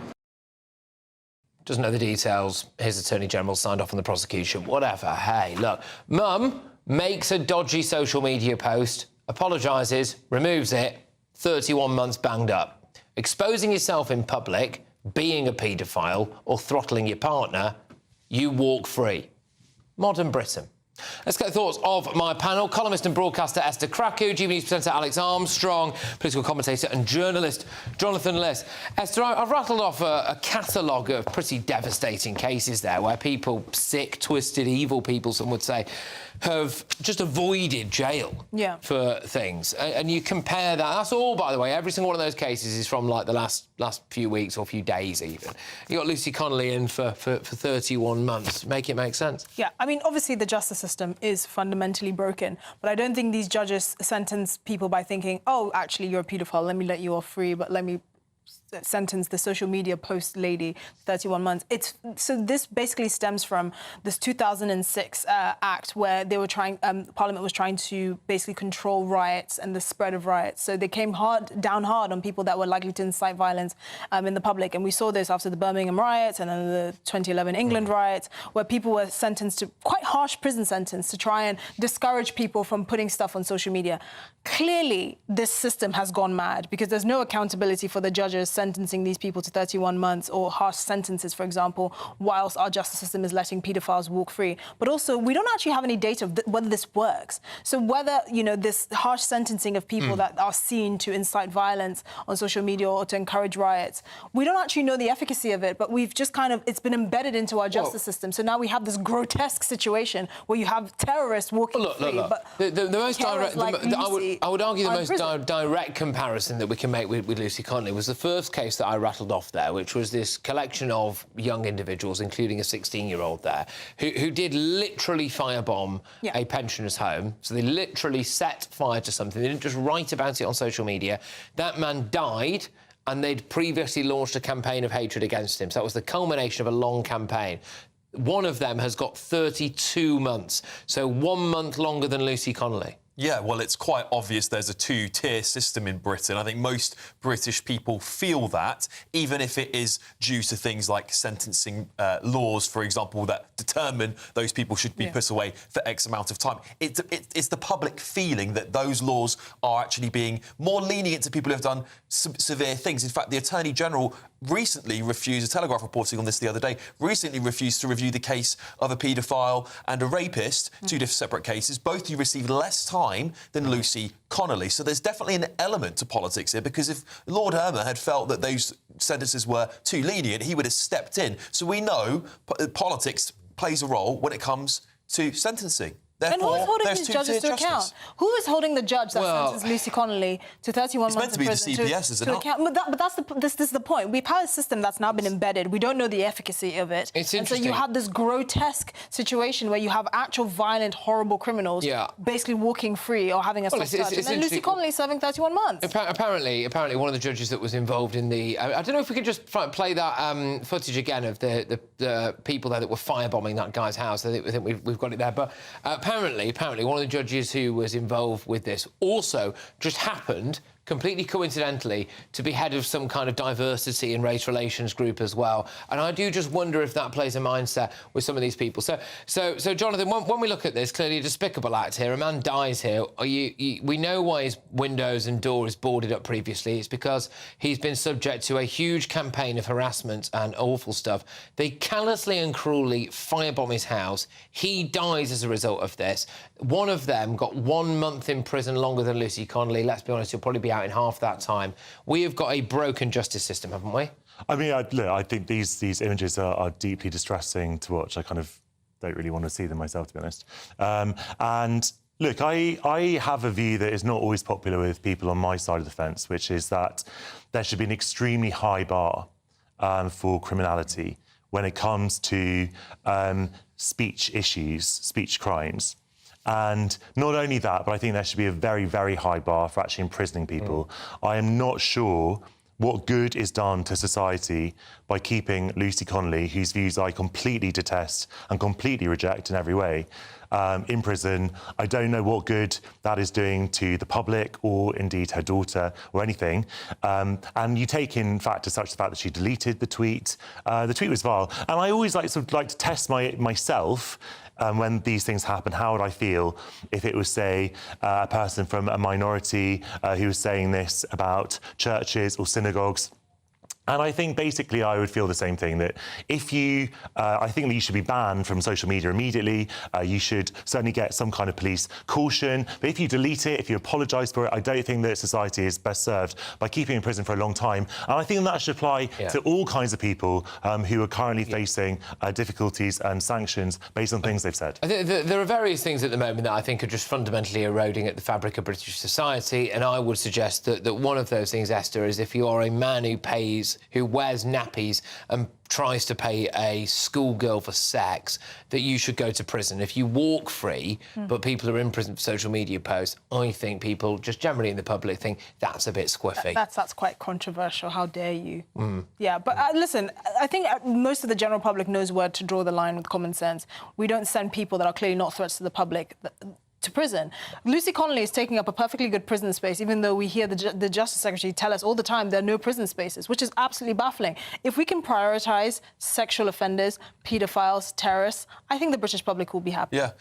Two-tier justice is one of the biggest scandals currently in Britain. And it takes quite a lot for a series of governments to completely ignore this issue going back. We were talking about this in the group, all the way back to 2006, some of these laws. The Conservative Party could have done something about these, by the way. They didn't do anything about them. Plenty of free speech Tories in the party didn't touch those laws. They should have been repealing some of them, and if they really did believe in free speech at the time.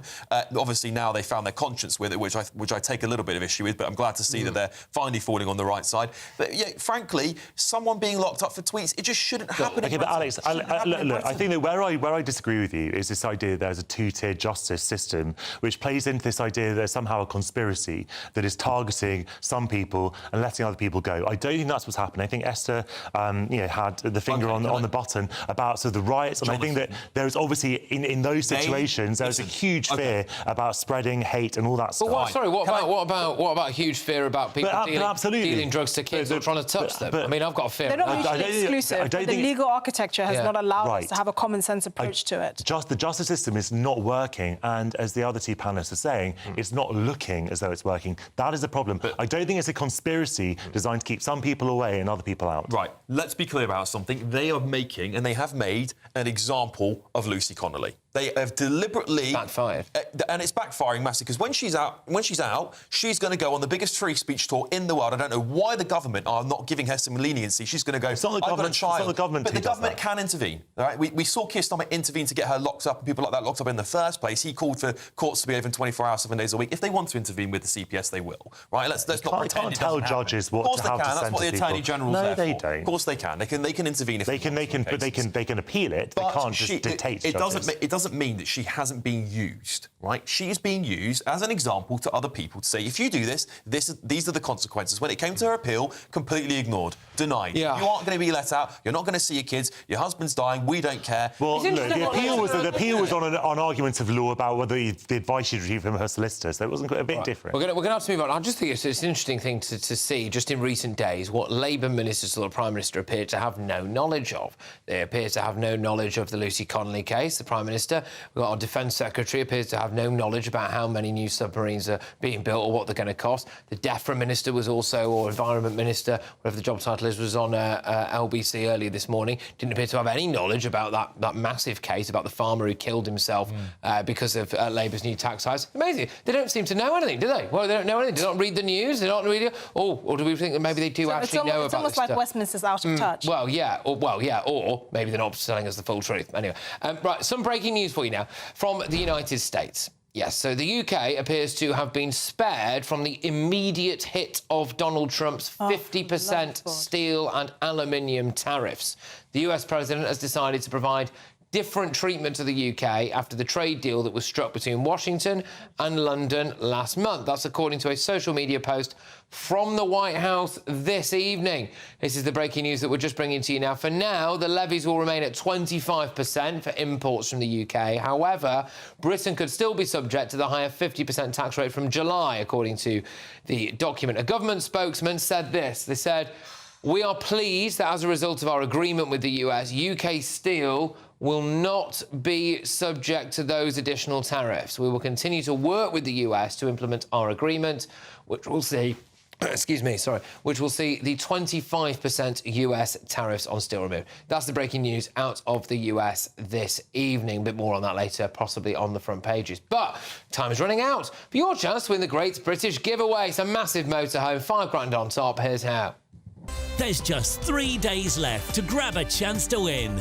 Courtesy of Marquis Leisure, you could be spending your summer touring in this stylish El Nagbaran 560 motorhome, worth over £67,000. This brand new 2025 model comes complete with kitchen and bathroom areas and enough space to comfortably sleep a family of 4. We'll also give you a further £5,000 in tax-free cash to add a few of your favourite things, or just spend it however you like. Hurry, lines close on Friday. For another chance to win the lot, text WIN to 63225. One entry costs £2.50 plus one standard network rate message. Or text BONUS to 63225. 5 entries cost £5 plus one standard network rate message. Go to gbnews.com/win. Entries start at £2.50. Call 0903 686 3232. Calls cost £2.50 plus your network access charge. Or post your name and number to GB13 PO Box 8690 Derby DE1 9TT.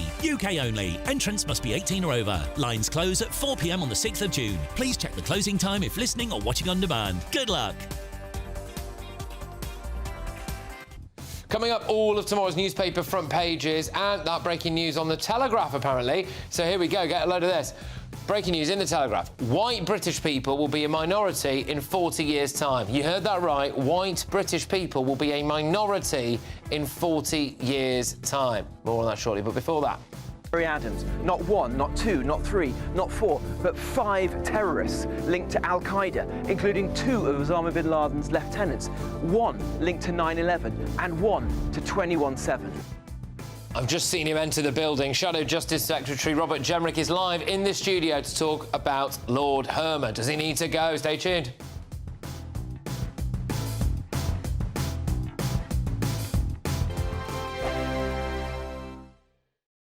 Westminster's full of talk, but out here, it's the real world. Am I allowed to talk then? No, that's it. This is where it matters. Real people and real lives. That's what politics is all about. The fact has Trump made a good start? No. Straight answers, no spin, and just a couple of pints. How many fingers have I ever got up? About 10. So join me for Lee Anderson's Real World every Friday at 7 p.m. only on GB News. The People's Channel, Britain's news channel. Martin Daubney, weekdays from 3 p.m. To try and get rid of the St George's flag. Well, firstly, I think a woke landing craft drove through our interview at 10 miles an hour. But answering your question, I was asked to change a whole bunch of things on that spring picture. And to this day, I don't know why. As I said previously, it was just selling very, very well. And all of a sudden, the skids hit, and I was told to remove several things for God knows why. It's been selling very well, so why would you want to change it? And to this day, I don't understand. Well, as the old saying, if it ain't broke, don't fix it. So, Mike, we see there the St George's flag. Let's get the next picture up. There's a saucy window cleaner halfway up the ladder there, peeking into a soap-covered, buxom young beauty. Presumably that's also anti-woke these days. Well, I have to enjoy myself when I'm drawing something. I'll sit there drawing blokes all day. So the person in the bath you made trans, fair enough. If you can't beat them, join them. And what about the Morris dancers? Well, they didn't even like Morris dancers, mate. Yeah, the other thing is you've got to remember I live in Bognor Regis, so we're used to innuendo and lunacy. So the fact of the matter is they censored your jigsaw, you told them to go and shove it. Do you think this is, you got a quick 30 seconds, any regrets on what you did? No, not at all. I'm English, I'm very proud of my country. I don't care what anyone does. I don't want to join their club, but they're quite happy to do it. But I don't understand a professional suicide that company seemed to do by upsetting all the regulars that love doing my humour. GB News. GB News.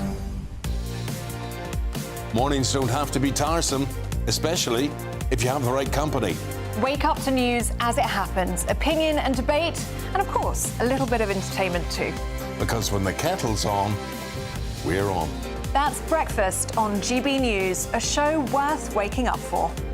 Every morning from 6 a.m. Only on the People's Channel, Britain's news channel. We'll spread the news, you spread the word.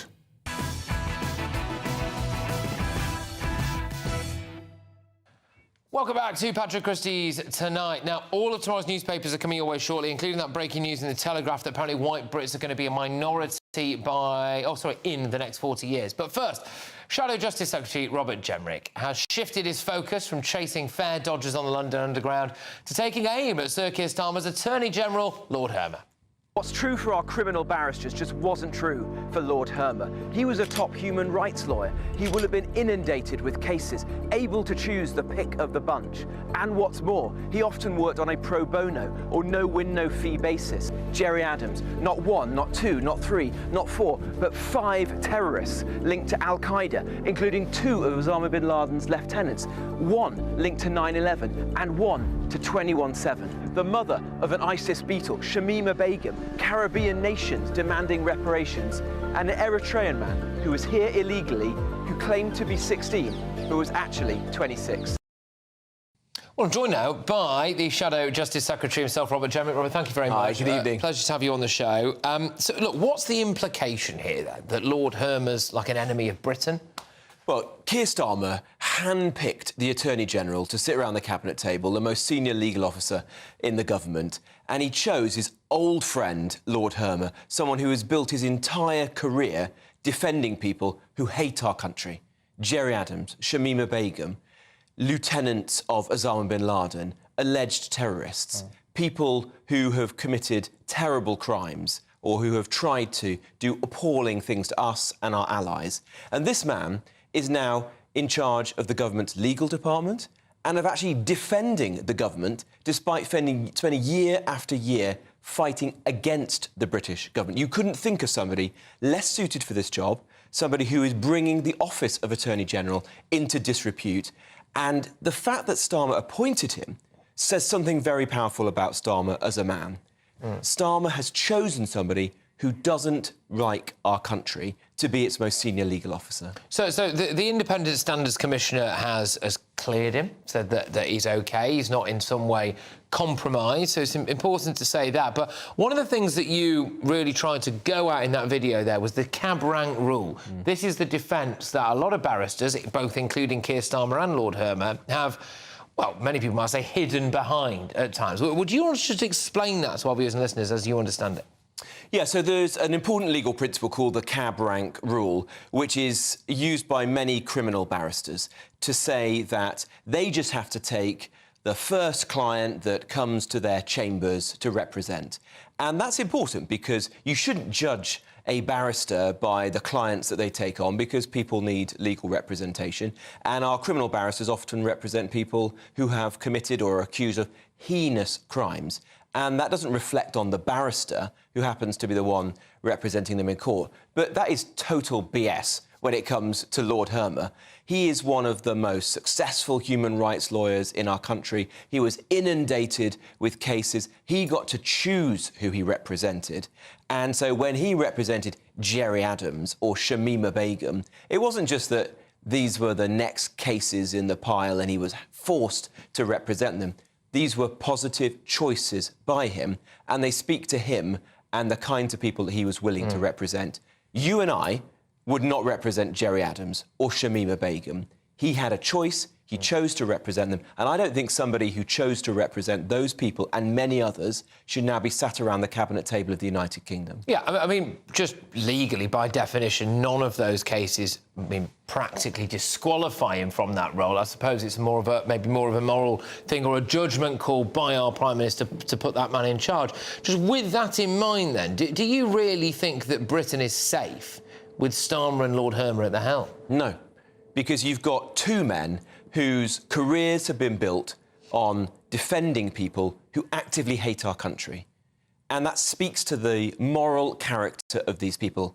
They're not patriotic people, and they are now in charge of making the most important decisions for our country. And you see some of the decisions that they're taking.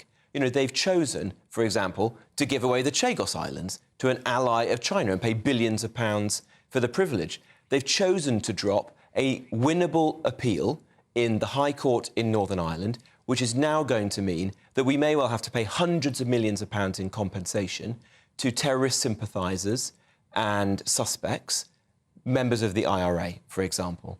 They've chosen to ditch the immunity that we had given to those who'd served in our armed forces during the period of the Troubles. Brave men who are now in their 70s and 80s are going to spend the last days of their lives in court fighting for their reputation and their freedom. These are the decisions that they are taking, and they are a reflection on their character and the careers that they've built in the law. Well, it remains to be seen what Keir Starmer does. It's important to say that as it currently stands, he's going to stick by Lord Hermer, who is a good friend of his. I believe did the toast, actually, at Keir Starmer's ceremony when he became a then QC. Of course, now will be classed as a KC. And look, legally, there's nothing wrong with what they've done. It's maybe more of a questionable moral choice. People at home or who are listening can make their own minds about that. Can I just whiz you on quickly, because there was this breaking news that we brought earlier about notorious hate preacher Anjem Choudary. So he's failed in his first attempt to overturn his terror conviction and 28-year prison sentence. So he was a former lawyer, believe it or not, who became one of Britain's most reviled extremist clerics, who's jailed for running the Islamic Thinkers Society, a banned terrorist group in the US and Canada, from his East London home. So the single judge in this case refused both applications.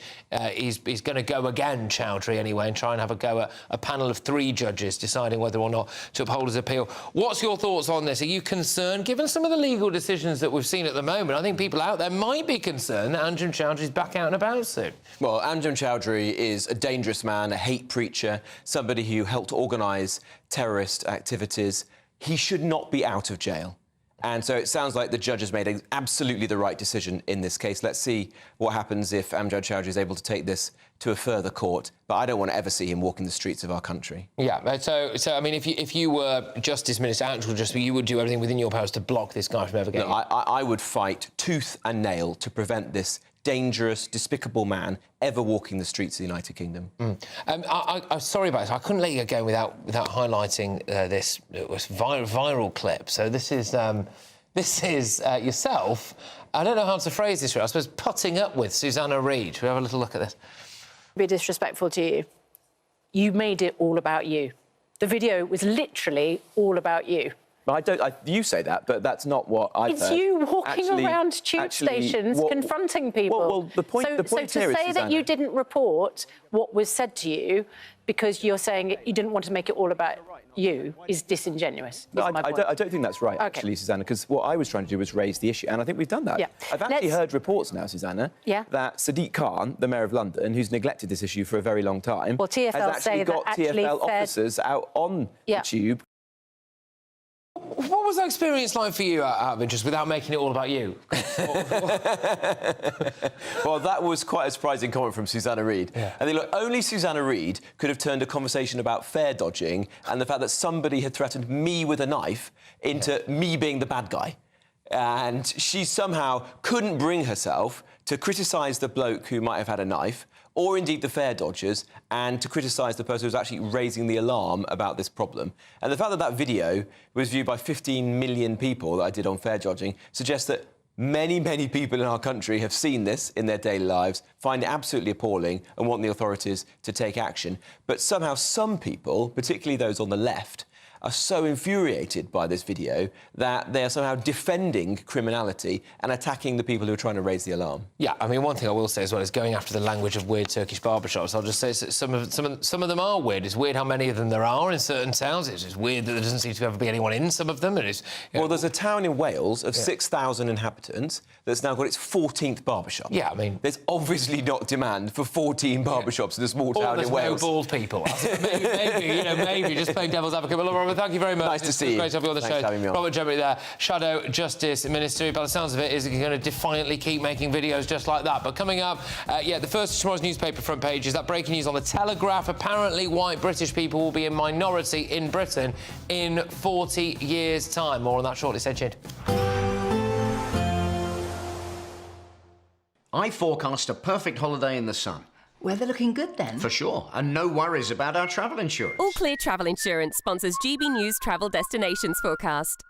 The recent heat wave is easing across parts of Spain and Portugal, but plenty of severe thunderstorms remain across northern parts of Europe. But across the Canary Islands, Spain, Portugal, mostly settled, a little cloudy at times, but we could see some quite severe thunderstorms across southern France, southern Germany, northern parts of Italy. This could bring frequent lightning, hail and also some strong winds. But elsewhere across the central and eastern parts of the Mediterranean, plenty of sunshine and temperatures are on the up through the week. All Clear Travel Insurance sponsors GB News Travel Destinations Forecast.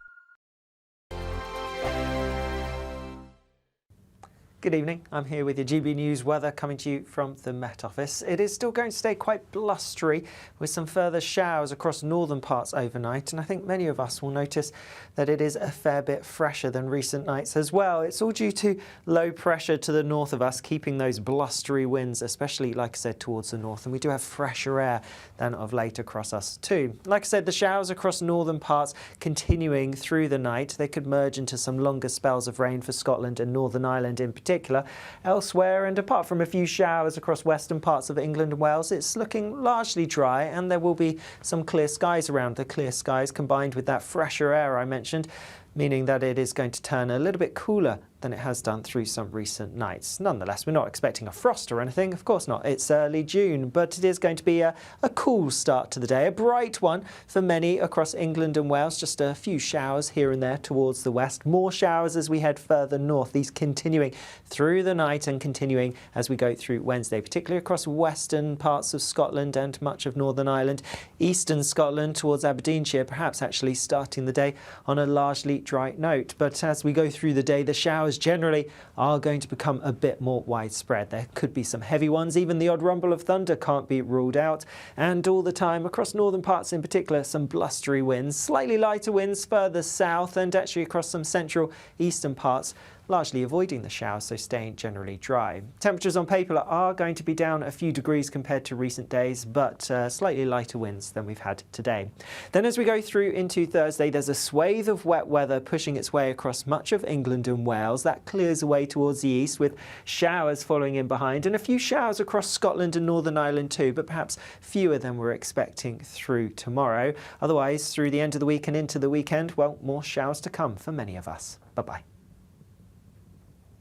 Hi, I'm Michelle Choudary, and my show is your opportunity to cut through all the noise and dive in headfirst to some robust debates. Ideas clash. Situation, isn't it? Because the failure is... You're deliberately avoiding my point. Nothing's held back. And if you think this is the end of it, wait for more. And we do not shy away from the difficult stuff. Sometimes I want to shake people and say, if only you understood. So join me on Jubes & Co. weeknights at 6 p.m, only on GB News, Britain's news channel.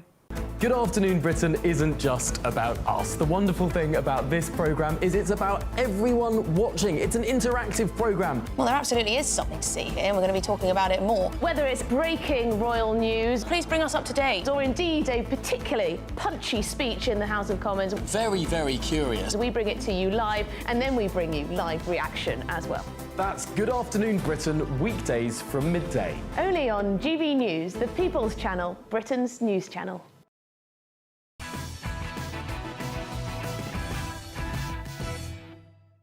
Welcome back to Patrick Christys tonight. Some huge stories on tomorrow's front pages. Let's have a look. The Daily Metro first. The Daily Metro, it's the Metro, isn't it? The Metro first. Maddie Surge, new police hunt in Portugal 18 years on. Our reporter Charlie Peters is going to be in Praia de Luz for us tomorrow. We'll bring you the very latest from the scene. The Daily Express. Now it's good weather to blame for boat surge. The Home Office finding any excuse in the book. This time it's the good weather for the fact that 1,200 mostly blokes came across the channel on Saturday alone. The Sun, exclusive ITV show in chaos. Love Island hunk fired over machete arrest.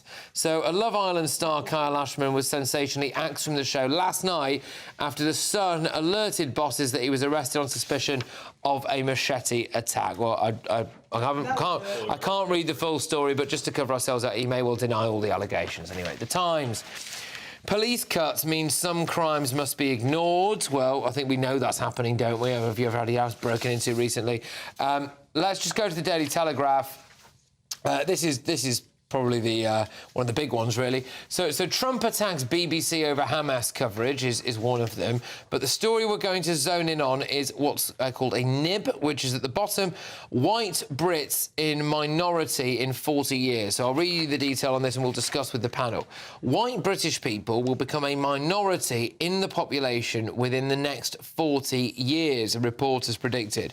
A study of migration, birth and death rates up to the end of the 21st century predicts that white Brits will decline from 73% of the population to 57% of the population by 2050 before slipping to a minority by 2063.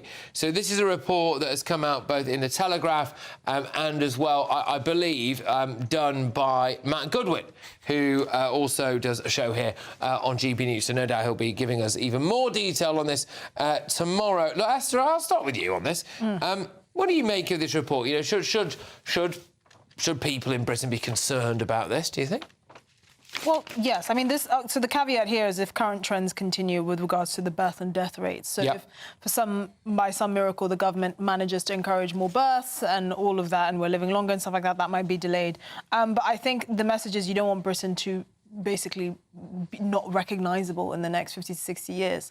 And I think the main concern from this shift is mainly just unsustainable levels of immigration alongside a low birth rate. I suppose it's something to be mindful of. I suppose the added caveat to that is unsustainable levels of immigration.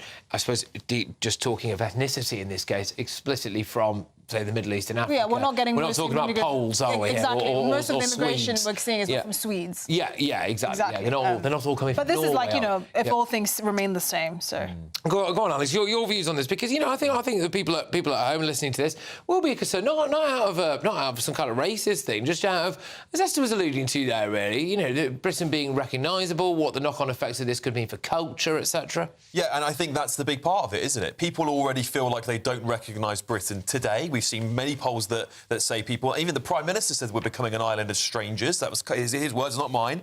And I think, frankly, Britain is a white country. We always have been. We've been, despite what the BBC might want to tell you, we've been a white country for hundreds, thousands of years. And frankly, you're going to lose elements of culture as part of that. And I think that's where people should be worried. Well, what do you make of that, Jonathan? I mean, that phrase there, I know will set the hairs on the back of some people's necks. The idea that Britain is a white country. Some people say the same thing about Britain being a Christian country, don't they? I mean, would you say that's not true? These categories are modern inventions. Britain has a history of migration. Every single one of us is descended from migrants.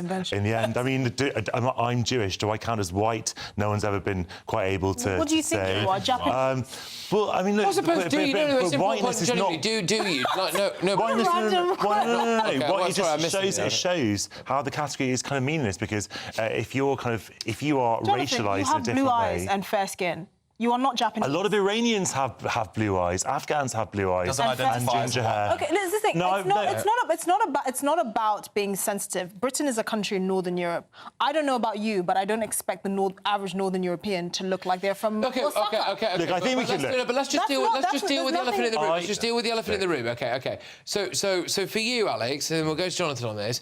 Is it a problem if Britain is minority white in 40 years' time? The simple answer is yes. And it's purely based on the cultural character of the country. That is the important bit here. Now, look, I don't judge people by the colour of their skin. I couldn't care less. Two of my little brothers are mixed race. Who cares, right? They don't care. They're as British as they come, but they've been raised in a culturally English identity. And unfortunately, what we're seeing more and more of is less people raised in a culturally English identity, causing a rise in sectarianism and other things. So go on, Jonathan. So radically contradicted by, first of all, I don't suppose this paper is worth a paper it's written on, partly because I don't have much academic truck with the writer of it, and I think that I think that one of his raised on debt is fear-mongering. He wants everyone in Britain to be terrified the whole time. Matt Goodwin, who I've had a few run-ins with on this show.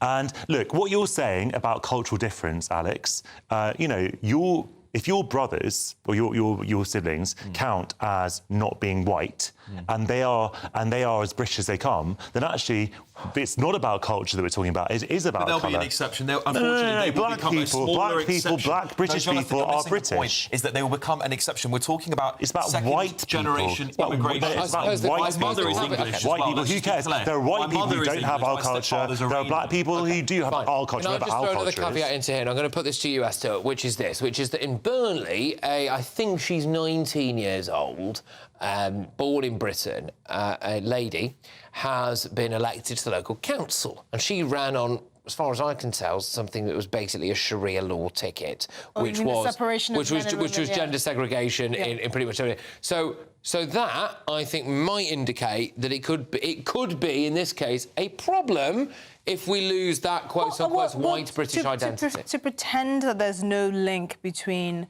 the dilution of the sort of British culture or the culture of English people, for example, and the sort of shrinking of the native white population is completely false, right? Yeah. To pretend like there's no sort of link is untrue. I think this idea that saying that Britain is a white majority country is racist or it's drawing lines. Well, I mean, it's just a fact. I don't expect the average person from Japan to look like they're from Botswana. Yeah, and can I just add on to what you're saying there as well? You wouldn't go to India and expect the vast majority of people there to be white. Bit of a bad example. There was quite a big wave of migration to India that the Indians didn't like very much. Well, actually, there was actually a remarkably few people who actually went over there, but there are plenty of white settler, colonial, and white people, British people weren't always welcome. We've got to go for very good reason, because I'm about to take you live to Portugal, where GB News' national reporter, should really be international reporter now, Charlie Peters, has just landed to cover the hunt for Maddie McCann. That's coming next. Headliners on GB News 11 p.m. every night. It's got 3 top comedians going through the next day's newspapers so you don't have to read them, which is great. That's a good point. He's lying. I mean, maybe he's not lying. That's Headliners every night from 11 p.m. and 5 a.m. as well on GB News, Britain's news channel. Good afternoon, Britain. Weekdays from midday. I think there's a real culture shift when you leave the forces, which some people really struggle with. Not all do, many don't. You know, of those 2.1 million, not everybody's struggling with loneliness and isolation. But those that do really struggle to find their way, and then you get in that spiral. They've been institutionalised. They've been in a with other men or other women for many years. So you've lived in that community. You've felt valued. You've had purpose. You've had a great team and an identity, and then in some cases you don't. And when you lose that, some people struggle with that. And so Friday, as you saw, is an environment where you can bring that community back together again. And it might actually be that some of the people to whom the army is an appealing option are already the kind of characters that want that security and they need that routine and stability, especially as younger men maybe. And so to have that taken away must be difficult. What more can be done, Richard, to help veterans when they do transition out of the army? I think there's some good mechanisms in place for people to transition from all 3 services, Army, Navy, Air Force. But some people struggle, perhaps those who leave quickly as well. So if you leave quickly under a medical discharge or for disciplinary reason, you haven't necessarily left on your terms or within a time. If you were planning on serving 20 plus years and that's over in a flash, that's a game changer. And so you need that support network, family, friends, but also the MOD provide and also local community provides. I was talking to one guy and I said, what's going on with your leg? And his wife said, he won't tell you. He lost his leg on duty, would not talk about it. He said, I was just doing my job. That's when it's incredibly humbling, and we saw a lot of this at VE Day. Bev and I were down at the Palace for 5.5 hours, and we met some extraordinary figures. And it does, you do feel a sense of humility in their presence, and then you see some of them are sleeping rough on our streets. GB News, the People's Channel. Westminster, the ultimate clique. And you're fighting like rats in a sack. But here on the Camilla Tominey Show, we ask the questions the establishment media is too scared to ask. OK, let me ask you a straight question, because I know you're a straight-talking politician. Whether it's net zero, illegal immigration or law and order, nothing is off-limits. You had the power then. And now you've lost it. That's the Camilla Tominey Show, a politics show that's fearless. But no, let me finish my question if you don't mind, because it is my show. Sundays at 9:30, only on GB News, the People's Channel, Britain's news channel.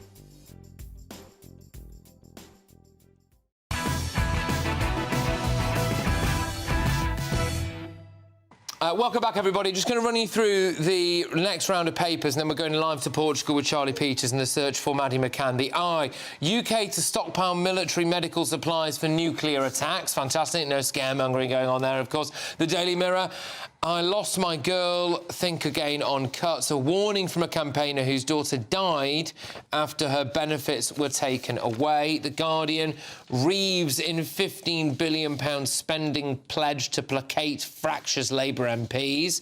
So there we go. The Daily Mail, the evidence Rwanda plan did deter small boats. There you go. Look, that'll be a fascinating read tomorrow. Labour tries to blame the weather. Apparently there's proof that Rwanda was working. I'm going to take you over now straight away to GB News' national reporter Charlie Peters, who has just landed in Portugal. He's going to be covering the new search for Maddie McCann for us. Charlie, thank you very much for joining us this evening. So explain where you are and what's going on, please.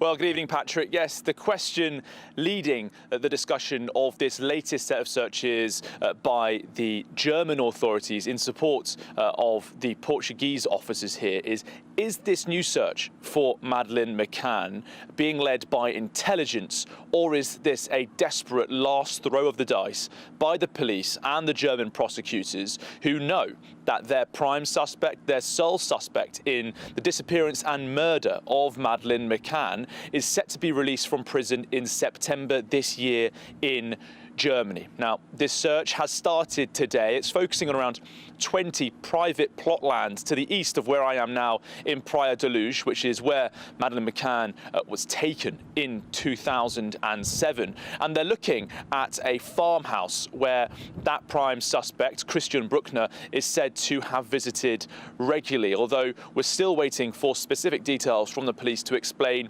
just the extent of his relationship to that location. But those forces, the German authorities, members of the German FBI, were seen at that location today, cutting away hedges and very rough shrubland in that area, and also accessing a couple of wells to check there for any other signs. Now, there have been regular searches in this area and the shrubland around Praia de Luz over the last 18 years. The last major search 2 years ago at a nearby dam about 30 miles northeast of Praia de Luz. But what they've got now, which they didn't have before, is a geo-radar, which allows the police to search 15 feet under the ground before they start digging. There are 6 more days of searching to go, we understand, and they're hoping that that part of their arsenal could be decisive.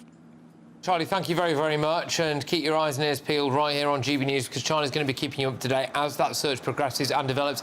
Look, obviously, pretty grim news, but will the mystery of Maddie McCann's disappearance finally be solved? And will it be solved tomorrow? Charlie Peters, thank you.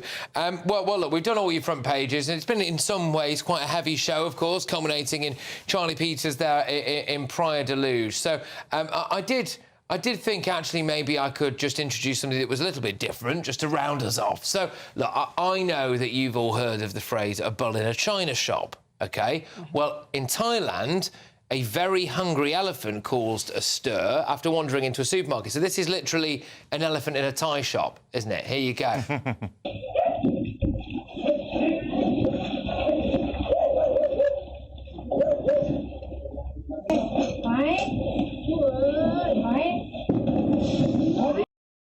So CCTV captured that 25-year-old elephant just snacking on rice cakes and chicken eggs before getting stuck in an aisle. Oh, we've all been there.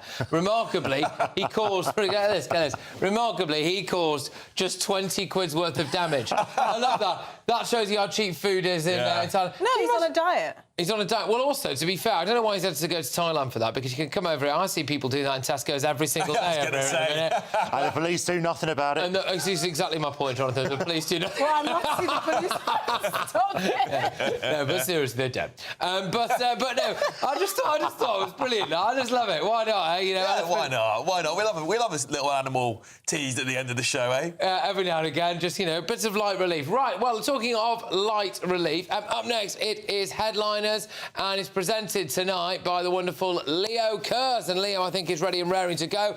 Leo, what have you got for us? Man, you know, before the advent of CCTV, the only way we'd have known that elephant was in that shop was footprints in the butter. It's incredible. Tonight on the show, we're going to be talking about white Britons being a minority. We're going to be a minority in Britain, apparently, so maybe we'll get some special treatment. I'll be able to fill in an Arts Council funding form, maybe get on the BBC. Trump has also slammed the BBC, talking of them, and Pakistani men. They've got analysis in that shows that they are more likely to be perpetrators of grooming gangs. So all those mugshots we saw on Twitter weren't lying. Yeah, well, quite. I mean, Leo, I'm to be honest with you, I won't be glued to that. Thank you very much. Leo Kirster, who's presenting Headliners this evening. Make sure that you keep it GB News, because for the next hour, it is Headliners, the great way to round off your evening. And also tomorrow, hey, look, if this is true, it's on the front of the Daily Mail, the evidence that the Rwanda plan did deter... Probably objective source did deter small boats. Well, look, if it is true, then, you know, Labour have got a bit of a problem, haven't they, really? Because Keir Starmer scrapped it all on day one. Right, I would just like to thank my wonderful panel. Thank you. And thank you, everybody at home or out and about, wherever you've been watching and listening. Make sure that you keep it GB News for the next hour. Headliners, the best way to round off your evening. And why don't you come on down and join me for my live studio audience show every single Friday night, 9 to 11 p.m. I hope to see as many will be there as possible. I'll be back on your screens at 9 p.m. tomorrow. But until then, I'll leave you with Headliners. Take care.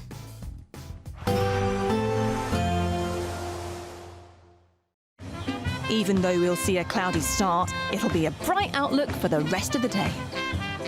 Boxed Solar, sponsors of weather on GB News. Good evening, I'm here with your GB News weather coming to you from the Met Office. It is still going to stay quite blustery with some further showers across northern parts overnight, and I think many of us will notice that it is a fair bit fresher than recent nights as well. It's all due to low pressure to the north of us, keeping those blustery winds, especially, like I said, towards the north, and we do have fresher air than of late across us too. Like I said, the showers across northern parts continuing through the night. They could merge into some longer spells of rain for Scotland and Northern Ireland in particular. Elsewhere, and apart from a few showers across western parts of England and Wales, it's looking